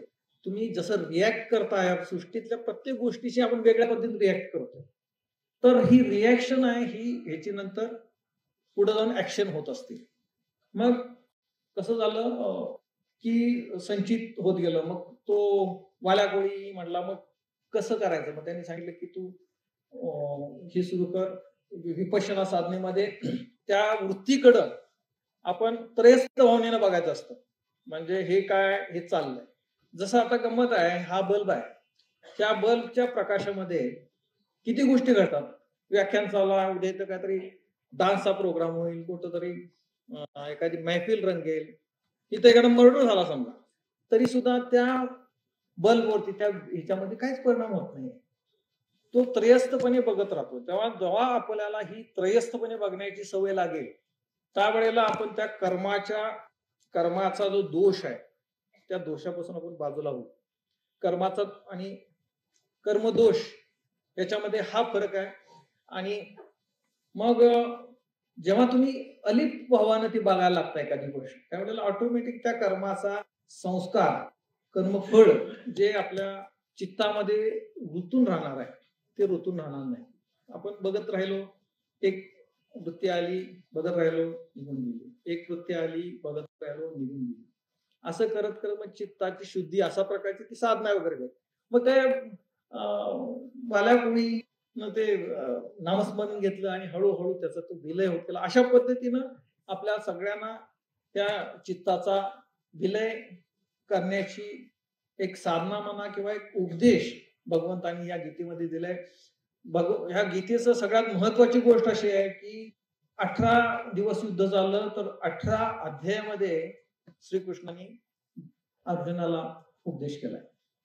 18 पहिला विषाद झाला, मग विषादामध्ये त्यांना कर्म सांगितलं, कर्माचा सिद्धांत सांगितला, कर्मातनं तुम्हाला कसं बाहेर पडायचं, मग कर्मफल त्याग कसा आहे ते सांगितलं, कर्मसन्यास योग सांगितला, विभूतीचा योग सांगितला, मग झालं भक्ती योगावर सांगितला. भक्ती योगामध्ये भगवान सांगितलं काय तू, मग शेवटी अल्टिमेटली काय करायचं आहे, म्हणजे आपण जन्माला येतो, सकाळी उठतो, रात्री सगळं सगळं सगळं करतो, रात्री झोपतो, परत तो दुसऱ्या दिवशी उठतो. हं? आणि असं होत होत असताना म्हणजे जन्मापासून ते आपला शेवटचा श्वास घेईपर्यंत या सगळ्या घटना घडत असतात.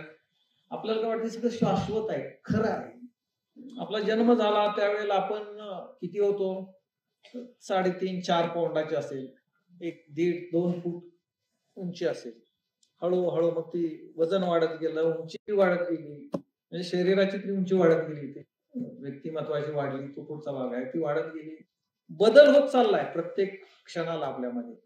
आणि जी गोष्ट बदलणारी आहे ती शाश्वत नसते, ही आपलं धर्मशास्त्र सांगते किंवा त्याच्यामध्ये महाभारतामध्ये पण सांगितलंय की जी गोष्ट बदलणारी ती शाश्वत नाही.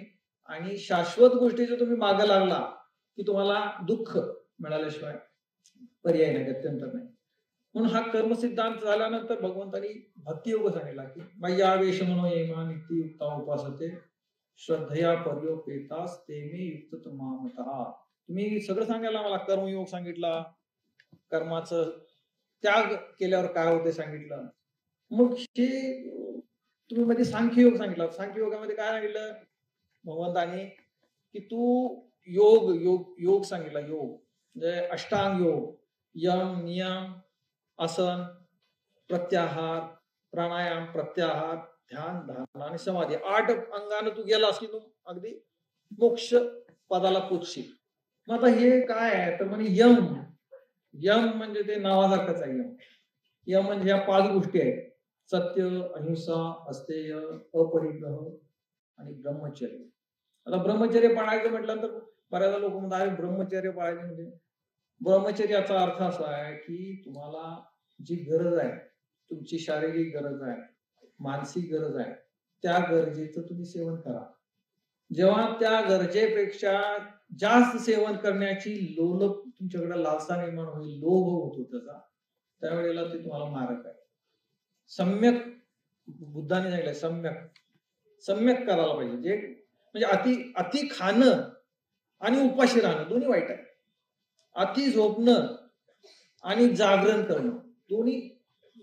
सांगतो की तुम्ही वेळच्या वेळी जेवण करा, वेळच्या वेळी झोपा आणि वेळच्या वेळी नेमून दिलेलं काम करा. हे जे करा लागेल मग त्याला कोण अगदी राजा महाराजा, कोणी मंत्री संत्री आणि कोण मोठा अधिकारी किंवा अगदी चपरासी, हे सगळ्यांना सारखं. आता आपल्याला आपल्या संविधानानं निवडणुकीचा अधिकार दिला प्रत्येकाला.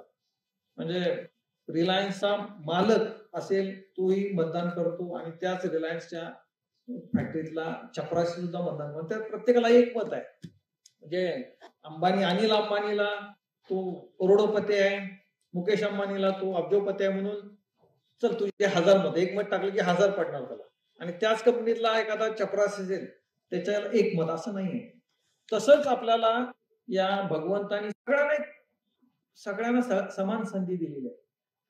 तुम्हाला जे आयुष्य मिळालं त्याच्यामध्ये तुम्हाला श्वास सारखे दिले, आपल्याला सगळ्यांच्या शरीरातले रक्त सारखं आहे, पेशी सारखे आहे आणि सगळ्यांना ह्या दृष्टीने समान संधी आहे. वाल्मिकी ऋषी झाली असं आपलं शास्त्र सांगतंय. म्हणून आपण आपल्याला मिळालेलं आयुष्य म्हणजे अगदी फार अन्याय केलाय आणि आता मला काय गरज नाही अशा पद्धतीचं जर असेल तर ते चुकीचं आहे. आपल्याला महाभारत आणि धर्मशास्त्र सांगते की नाही, तुम्हाला सगळ्यांना सारखी संधी आहे आणि तुम्ही एस्केप होऊ शकता. डायरेक्ट एस्केप व्हेलॉसिटी असते तशी प्रत्येकाला ती संधी आहे. मग हे करायचं तर शोध. भगवान सांगितलं की तू स्वतःला आत शोध, तुझं आत्मतत्व म्हणतो ना आपण. तर आत्मतत्व शोधायचं असेल तर मग काय, मी म्हणजे कोण आहे ह्याचं आपल्याला कोणाला माहित नाही. एक गंमत आहे, एक छोटासा दृष्टांताची गोष्ट आणि थांबूया. आपण कोण आहे याची आपल्याला जाणीव नाही. आपण आपलं त्या धुंदीत आहे मायेच्या. पगडा सगळ्यांच्या, जसं अर्जुनावरती होता, जसं धृतराष्ट्र हा फार ज्ञानी माणूस होता, पण तो भौतिकदृष्ट्या अंध होता. आपल्या भगवद्गीतेचं वैशिष्ट्य असं आहे, सुरुवात ही आंधळ्या माणसापासून सुरू झाली. पहिला श्लोक आहे की धृतराष्ट्र उवाच धर्मक्षेत्रे कुरुक्षेत्रे समवेता युत्सवा मामका पांडवाश्यव किंवा कुरुवत संजय. संजयला म्हणजे तू मला सांग धर्मक्षेत्रावर काय काय चाललंय. आंधळा होता, दिसत नव्हतं. तो संजय त्यांचा सेवक, त्याला दिसायचं लांबचं, म्हणजे टेलिव्हिजन सारखा होता ते टेलिकास्ट. तो इथं बसून तिथं काय चाललंय ते बघून सांगायचा त्यांना की असं असं त्या धर्मक्षेत्रावरती पांडुत आणि आमचं राज्य एकत्र हे आलेत समोरासमोर आणि आता युद्ध होणार आहे वगैरे. आणि त्यानंतर त्या पहिल्याच अध्यायाच्या शेवटी अर्जुनासारख्या प्रचंड बुद्धिमान माणसाला तो पण विषाद झाला. तसा तो धृतराष्ट्र होता, आंधळा असला तरी पुत्र प्रेमामुळे त्याला मायेचा पगडा झाला. आणि तो जरी भौतिकदृष्ट्या अंध असला तर तो आतून तो फार विद्वान होता, पण मायेनं ते विद्वान पण त्याचं झाकून टाकलं. अर्जुनाचं हे डोळस होतं, हुशार होता.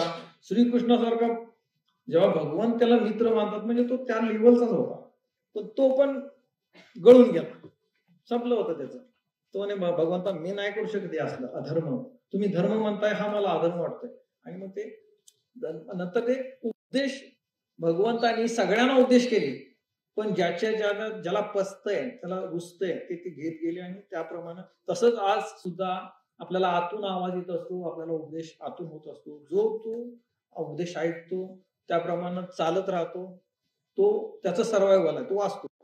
पण ते इंटेन्शन जर आपण पाळलं नाही तर ती गाडी खड्ड्यात जाणं, दुर्योधनासारखी गत ही नक्की आहे. तर ह्या भगवद्गीतेमध्ये भगवंतांनी सांगितले तू तुझा शोध घे. आता आपल्याला काय शोध घ्यायचा आहे, कसं काय शोधायचं आपण, म्हणजे आपल्याला असं वाटायला लागतं की शोधण्यासारखं काय आहे. तर ते दृष्टांत असं आहे की आपल्या गोकुळ शिरवा असं की त्यावेळेला की MIDC त्यावेळेला आरसा नावाची कन्सेप्ट माहिती होती. लोकांना आरसा म्हणजे काय माहित नव्हतं. मग एक बाबूराव म्हणून एक पात्र होते तिथे MIDCला. तर त्या गावामध्ये घर त्यांना रंग काम सुरू होतं, तर एका पेंटरला बोलवा आणि कॉन्ट्रॅक्ट देऊन टाके माझं घर रंगून दे. आणि त्या भिंतीला त्याने कशी काच, आपली पारदर्शी काच असते तशी ती अशी लावून ठेवली होती. त्या पेंटरने ते भिंत रंगवता त्या काचेला मध्ये कलर देऊन टाकला. त्यानंतर काच ठेवली होती ती कुठे गेली, म्हणे इथंच असणार बघा. ते शोधत गेला तर लक्षात आलं की ती काच त्यानं काढली आणि ते बघायला लागला तर ते घाबरून गेलं. ते काचेला बाहेर बाजूने कलर लावल्यामुळं त्याला ते आपणच दिसायला लागलं, मागचं सगळं दिसायला, हे काय दिसायला लागलं, हा कोण आहे, घाबरून गेला तो. म्हणजे बहुतेक काहीतरी हे भानामतीचा प्रकार झालाय, भूताटकीचं काहीतरी वैशिष्ट्य दिसते. त्यानं ते काच घेतली आणि गेलं ते एका मार्केटमध्ये, काच त्याने विकायला ठेवली. प्रत्येक जण याचा बघायला आणि घाबरून पळून जायचं की काय हे काय तर वेगळं दिसतंय. मग आमचे बाबराव MIDC चाललं होतं सायकल घेऊन त्यावेळी कामावरती. जाता जाता त्यानं ते बघितलं तर त्याचे सायकलचं चाक असं फिरताना दिसलं त्या वस्तूमध्ये. परत मागा आला, परत ते चाक दिसायला लागलं. 2-3 वेळा असे फेऱ्या मारल्या. गंमत आहे, मजा आहे का. तर मग तो गेला त्याच्यासमोर, तर त्याला एक अशी विचित्र प्रकृती दिसायला लागली त्याच्यामध्ये. असं केलं तर ते पण असं करतं, म्हणजे हे मजा आहे म्हणे. आणि काय कसे देतो ते सांगितलं काहीतरी 5 रुपये वगैरे. मी तर कामावर चाललोय, माझ्याकडे आता काहीतरी एक 3 रुपये आहेत, देशील तर मग ठीक आहे म्हणजे हे घे 3 आणि घेऊन जा मला. त्याला ते विकायचंच होतं. काम सोडून ते आलं परत घरी आल्यानंतर मग बायको ती एकदम हे गेली, डबा तर घेऊन आला, हा गेला होता कामावरती आणि परत कसं काय आला. त्याला ती सायकल त्यानं लावली, स्टँड लावला, वस्तू लपवत जाऊन ते खूप अशी दिवड्या असायच्या, ते दिवडीत ठेवलं. दिवडीला पडदा होता, पडदा ती ठेवली. बघितलं तर त्याला ती एक अशी प्रकृती दिसायची. तो हा करेल ते करत, फार गंमत वाटायला लागली त्याला. मजा करत बायकोला हाय बाय करून परत गेला कामावर. हाफ डे जायचं म्हणून गेला निघून. ते बघतो काय हातवारी करताना त्याचं ती बायको बघत होते, हे काय करतो. तिला जरास उत्कंठ चाळवली ती. तो गेलेला बघितला आणि ती गेली आणि तिला ते पडदा बाजूला केला. बाजूला केल्याबरोबर ती किंचाळीच घाबरली. अरे काय म्हणे, माझी सवत आणून ठेवली आहे दिवळीत. आणि ती रडा लागली आणि असं ऊर बडून घ्यायला लागली. तेवढं तर म्हातारी ऐकलं, काय झालं म्हणजे तुला एवढं रडायला काय झालं? काय म्हणे तुमचं पोरग बघा किती बिघडलंय, मी माझी सवत घेऊन आलोय म्हणे. म्हणली शहाणी आहेस म्हणली, माझा पोरग फार गुन्हाचा आहे, असलं काही धंदे करणार नाही. बघा जा म्हणले देवळीत छान ठेवल्या, माझ्यासारखं कुक्कू लावलंय, दागिन्यानं बडवली तिला माझ्यासारखं. ती म्हातारी गेली वाकलेली हे करत ती बघितली तर ती अजून ते जमिनी ओरडा लागली, भाड्या मुर्द्या आणि काय काय सगळ्या शिवाय दिले. म्हणे म्हणा आता सोबत तुझी आणाई तर चांगली तरणी आणाल का म्हातारी घेऊन आला मी, केस पिकल्या आणि ते माझ्यासारखं मोठे मोठे कुक्कू लावले म्हणली आणि असलं धडूक घातले वगैरे म्हणा लागली. आणि ती पण अशी डोकं आपटत बसली. थोड्या वेळ म्हातारा आलं, म्हाताराला दोघेही शांत झाले. तुम्ही का बसा तुला कळत तो आणि का डोक्यावर गेली, पण त्याला ते गंमत वाटली, तिथे चावल लागली तिथे. त्यानं ते असं टॉवेल बिवेल काढून ठेवला, टोपी काढून ठेवली आणि असा बघत असताना ती म्हातारी ती पडदा बरोबर बंद झाला की नाही बघत होती. मी म्हाताऱ्यानं बघितलं तर गडबड होईल, ते पोरग्यानं असलं काय ते भानगड केल्या म्हणून. त्यानं बघितल्यानंतर त्याला संशय आला ना म्हातारीचा, हे काय करते. ती गेली भांडी धुवायला, तर गेलं म्हातारं, त्यानं ते उघडून बघितलं, त्याचा पारा एकदम मस्त काही बाहेर गेला. म्हणलं काय, बघतो म्हणलं आता ह्याला म्हाताऱ्या वयात ह्याला आता म्हातार चढ लागले काय म्हणलं, एवढा म्हातारा माणूस मी इथं आणून ठेवला आणि बघते काय हळू मी नसताना काय भानगड म्हणते. आणि ते डोळे लाल होऊन गेले, काय मी ना तिने जे सुनबाईला बोललं, म्हटलं यशोदा आता मी 1 मिनिट इथं राहणार नाही म्हटलं, काय काय झालं. नाही नाही नाही, तर म्हातारीला विचार म्हणे, ह्या वयात म्हटलं असले धंदे कसं करते, तिला काय कळलं ना. तर तिला माहिती होतं की तरुण आणून दिले. म्हातारी तो ताणतानाने गेला, शेजारी गुरुजी होते त्यांच्याकडे गेला, म्हटलं गुरुजी तुम्ही चला, तुम्ही न्याव करायचा म्हणला, आता हे म्हातारीनं असल्या भानगडी आता करायला नाही पाहिजे. आणि म्हणजे इतके वर्षांचा संसार इतका चांगला चालला होता आणि आत्ताच म्हटली की बाई अशी बिघडली कशी काय. गुरुजी म्हटले जरा शांत हो, म्हटले चल काय झालं बघूया. गुरुजी आले, म्हणजे कुठे आहे काय झालं, तर त्या देवळीत म्हातारी आहे म्हणले, त्यांना म्हातारा आणून ठेवला म्हणले. गुरुजी गेले, त्यांनी ती देवळी उघडली, तर त्यांना ते प्रकृती दिसली. त्याच्यामध्ये कोळा काळा कोट आहे, काळी टोपी आहे. त्याने ती अशी टोपी काढून बघितली, ते त्यानं मग टोपी काढली, परत ठेवली. ठीक आहे म्हणजे. मग त्याने काय केलं, सुनबाईला बोलव, आता बघ म्हणे कोण आहे. तर मास्तर तुम्ही आईसा आणि ती टवळी आहे म्हणे, मगाशी होती ती, तुम्ही आईसा आणि टवळी आहे. बरं तुझा म्हातारीला बोलवलं, कोण का नाही आता, ती म्हणे गुरुजी तुम्ही आईसा, आणि ती म्हातारी पण आहे म्हणे, म्हातारी म्हातारी आहे. म्हाताऱ्याला बोलवलं, कोण कोण आहेत, म्हणजे गुरुजी तुम्ही आहे. आणि तो नाला काय म्हटलं, म्हातारी ज्याला आणलाय त्याला तो आहे. ठीक आहे म्हणे. त्यांनी तिघा नाही बोलवलं. आता कोण कोण आहे, ते म्हणे गुरुजी आहे, सासरी बुवा आहेत, सासूबाई आहे आणि कोणतरी पाहिजे. म्हातारीला विचारते, म्हणे माझी सून आहे, नवरा आहे आणि गुरुजी आहे. मग त्यांनी एकेकाला बाजूला केलं, आता कोण दिसतंय, आता कोण दिसतंय, आता कोण दिसतंय. तर म्हणजे ही टवडी बिवडी काय नाही, हे तू आहेस. म्हातारीला उभा केलं, हे तू स्वतः आहेस ती, आणि तुझं स्वतःचं स्वरूप तुला माहित नाहीये, तू काय आहेस, त्यामुळे तू त्याला दोष देतेस. त्यामुळे स्वतःचा शोध घेणं हे सगळ्यात मोठी गोष्ट. मॉरल ऑफ द स्टोरी की आपल्याला आपण कोण आहे माहित नाही, आपल्याकडे किती पोटेन्शियल आहे, आपण खरंच त्या परमेश्वराचे अंश आहे काय, आपल्याकडे खरंच राम आहे काय, आणि असं वगैरे. एकदा श्वास निघून गेला की तो माणूस राहत नाही, धड होतं मुडदा बॉडी. मग ह्या दोन्हीचं मधलं अंतर काय आहे, श्वास हे फक्त अंतर आहे की आणखीन काय, चैतन्य काय आहे, याचा शोध आपण कधी घेतला नाही. तो शोध घेणं हे आपल्या जीवनाचं इति कर्तव्य तर राहायला पाहिजे, असं भगवंतांनी भगवद्गीतेत सांगितलंय. आणि ती भगवद्गीता हे महाभारताचा पाठ आहे, आणि ते अनेक वर्ष, आता 6-7 हजार वर्षापासून आपण ह्या तत्वज्ञानात आहे.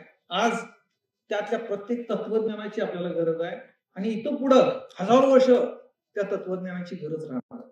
आता कसं आहे गंमत, आज आपण छत्रपती शिवाजी महाराजांना 300-350 वर्षापूर्वीचा इतिहास आहे. आज फक्त आपल्याला काय माहिती आहे, महाराजांनी खानाचा कोतळा फाडला. महाराजांनी त्या पन्हाळ्यातनं ते निसटून निघून गेले विशाळगडला.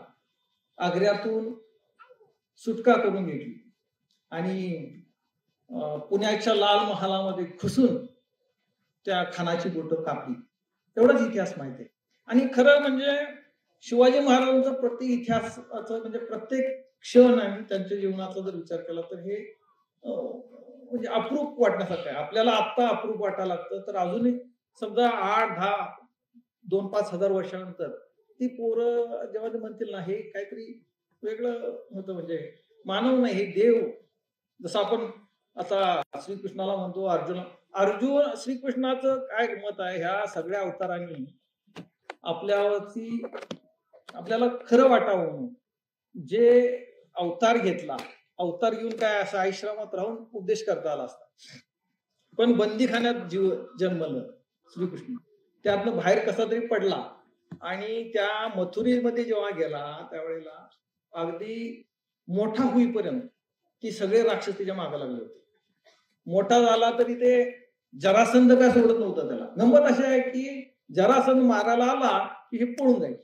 त्याचं कारण असं आहे की तो आला तर तो बेचिराग करून जायचा, त्याच्यामुळे ते मागा जायचे. आणि तेच हे महाभारतातलं तत्व महाराजांनी अंगीकारलं होतं. जेव्हा खानाची फौज येईल ना त्यावेळेला ती निघून जायची की जेणेकरून ते थांबेल तिथं. आपण आहे म्हटल्यानंतर तिथं पण घुसणार आणि संपूर्ण स्वराज्याचं नुकसान, बेचिराग होणार.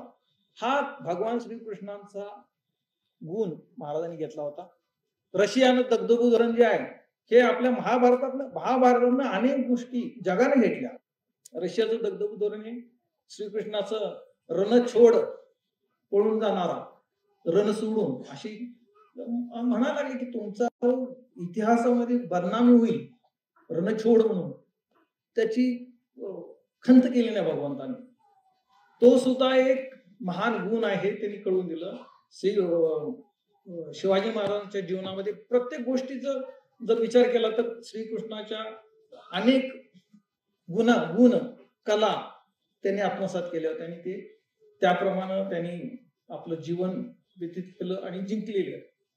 म्हणून आजचा हा जो महाभारत आहे हे काय पुराणातले वांगी पुराण म्हणण्यासारखा विषय नाही आहे. हे धर्मशास्त्र आहे. नुसतं धर्मशास्त्र नाही, धर्मशास्त्राचं प्रॅक्टिकल व्हर्जन आहे. बारीक सारीक गोष्टीमध्ये आपल्याला धर्म काय आहे, मोक्ष ही शेवटचे धर्म, अर्थ, काम आणि मोक्ष अजून मोठा विषय आहे. मोक्षापर्यंत जायचं असेल तर तुम्ही ह्याच टप्प्यावर आला पाहिजे. मोक्ष ही अजून वेगळी गोष्ट आहे. तुम्हाला जन्म फ्रिंज विड्थ आहे, फिजिक्स मध्ये फ्रिंज विड्थ ही कन्सेप्ट आहे. अत्यंत पातळ पडदा असतो, तसं माया आणि ब्रह्म याच्यामध्ये अत्यंत पातळ पडदा आहे. कळत नाही. पाण्याचा गंमत एक सांगतो, थोडं लांबला तरी. एक समुद्रामध्ये एक समजा छोटी छोटी अशी पात्र ठेवली. 50 मिलीलिटरचं एक पात्र आहे, पॅक आहे. दुसरं पात्र आहे ते 2 लिटरचं आहे. तिसरं पात्र आहे ते 10 लिटरचं आहे. पॅक आहे सगळं समुद्रामध्ये. एक पात्र ते 100 लिटरचं आहे, समुद्रामध्येच आहे. एक पात्र 1000 लिटरचं आहे समुद्रामध्ये.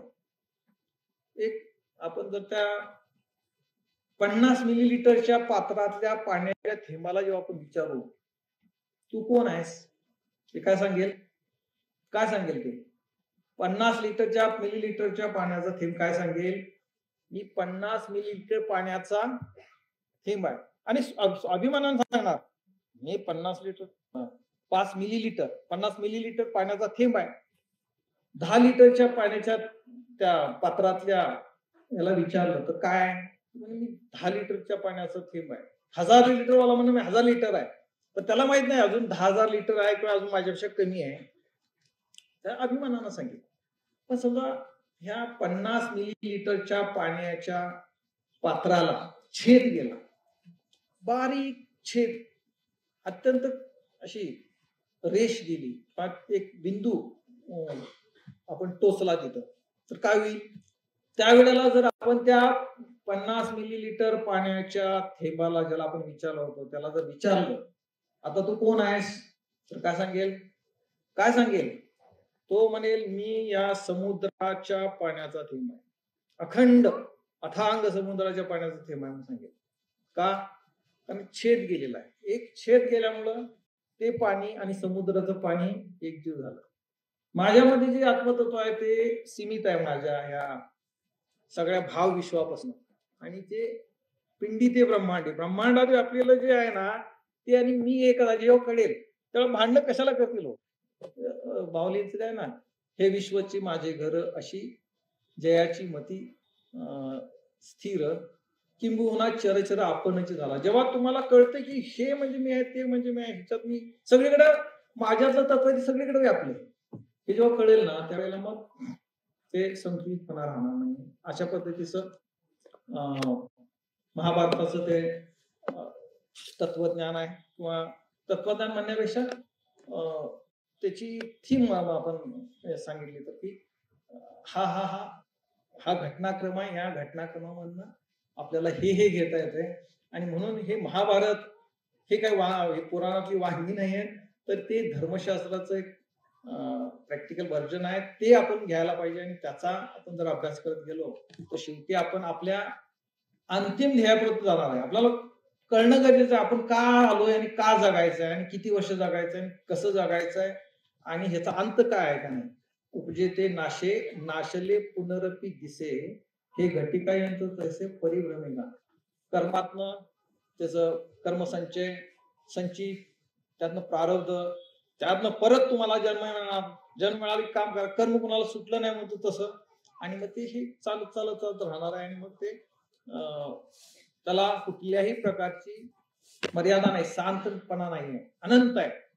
मग ह्यातनं बाहेर पडण्यासाठी जे काय घ्यायचं आहे ते महाभारतामध्ये, आणि फक्त महाभारतामध्ये, आणि ते कळवून घेण्यासाठी महाभारत हे अराजक आहे किंवा यादवी आहे असं नाही आहे. तर ते धर्माचं कसं आपण धर्म आपण अधिक अंगीकृत करून कसं जगायचं, हे जीवन जे मिळालेलं आहे ते प्रत्येकाला जे मिळालेलं आहे त्यामध्ये तुम्हाला सगळ्यांना क्रियामान आहे, संचिताचं ओझं आहे ते कमी करायचं. वाल्याचा वाल्मिक होऊ शकतो तसं ते करायचं आहे. नाहीतर मग अधर्मामुळं कौरवांच्या बरोबर, खरं युधिष्ठिर आणि द्रोणाचार्य आदरणीय नव्हते कधी, पण त्यांच्या त्या परिस्थितीमध्ये कोण वचनात अडकला होता, कोण हस्तिनापूरच्या सिंहासनाशी एकरूप राहायचं म्हणून अडकला तो हा. आणि जेव्हा भगवंतांनी उपदेश केला भीष्माचार्यांना की तुम्ही वसू होता, अष्टवसूपैकी एक आहे, तुम्हाला शाप मिळालेला आहे म्हणून तुम्ही जन्माला आला, ते तुम्ही जगताय आहे शापाचं फलित आहे, आणि त्या फलितामुळं तुम्ही इतके वर्ष जगलाय. आणि जर का तुम्ही अजून जगायचं हे ठेवलं, त्यांचे डोळे उघडले आणि त्यांनी मग ते सरेंडर झाले. त्यांनी स्वतःहून स्वतःचा म्हणजे आहुती आपलं समर्पण केलं, मृत्यूला तयार झाले. हस्तिनापूरचं नुकसान होणार नाही हे तिने कळवून घेतलं, पांडव आले तर, आणि मग त्यांनी आपला देह त्या ठिकाणी त्यागलेला आहे. त्या असं पद्धतीचं हे महाभारताचं जे रूप आहे हे आपल्याला अखंडपणे पथदर्शक असं आहे, अखंडपणे आपल्याला मार्गदर्शन करणार आहे, आणि ते अखंडपणे चालत राहणार आहे. आणि हा जो विषय थोडासा गहन आहे, क्लिष्ट आहे, आणि कदाचित किती लोकांना ते त्याचं ग्रहण झालंय म्हणा किंवा जसलंय माहित नाही. या सगळ्या गोष्टी थोडा मोठा व्यापक विषय असल्यामुळं जे जास्तीत जास्त कमीत वेळेमध्ये जास्तीत जास्त गोष्टी कव्हर करायचा प्रयत्न केलेला आहे.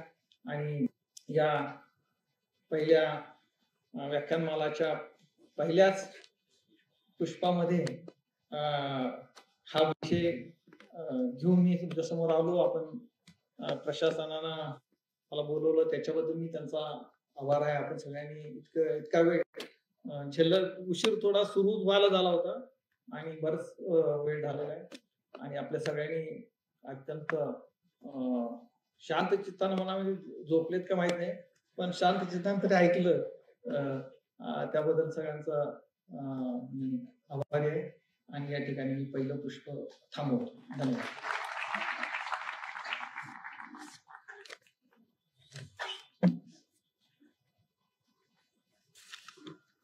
धन्यवाद सर. माननीय केशव जाधव सर, अवर सचिव उच्च व तंत्र शिक्षण विभाग, मंत्रालय, मुंबई. सरांनी आपल्याला महाभारत काल, आज आणि उद्या या विषयावरती उत्तम असं मार्गदर्शन केलं. सत्य, अहिंसा, अपरिग्रह, संयम, ब्रह्मचर्य याचं महत्व सांगितलं. बॅलन्स चुकला तर महाभारत कसं घडते आणि प्रगती करायची झाली तर महाभारत कसं रोडमॅप ठरतं.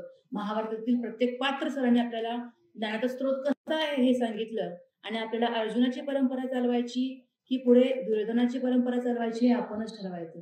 सर खूप खूप धन्यवाद. आपल्या या मार्गदर्शनाचा उपयोग आम्हाला नक्कीच आमच्या आयुष्यामध्ये प्रत्येक परिस्थितीमध्ये मार्गदर्शन ठरेल.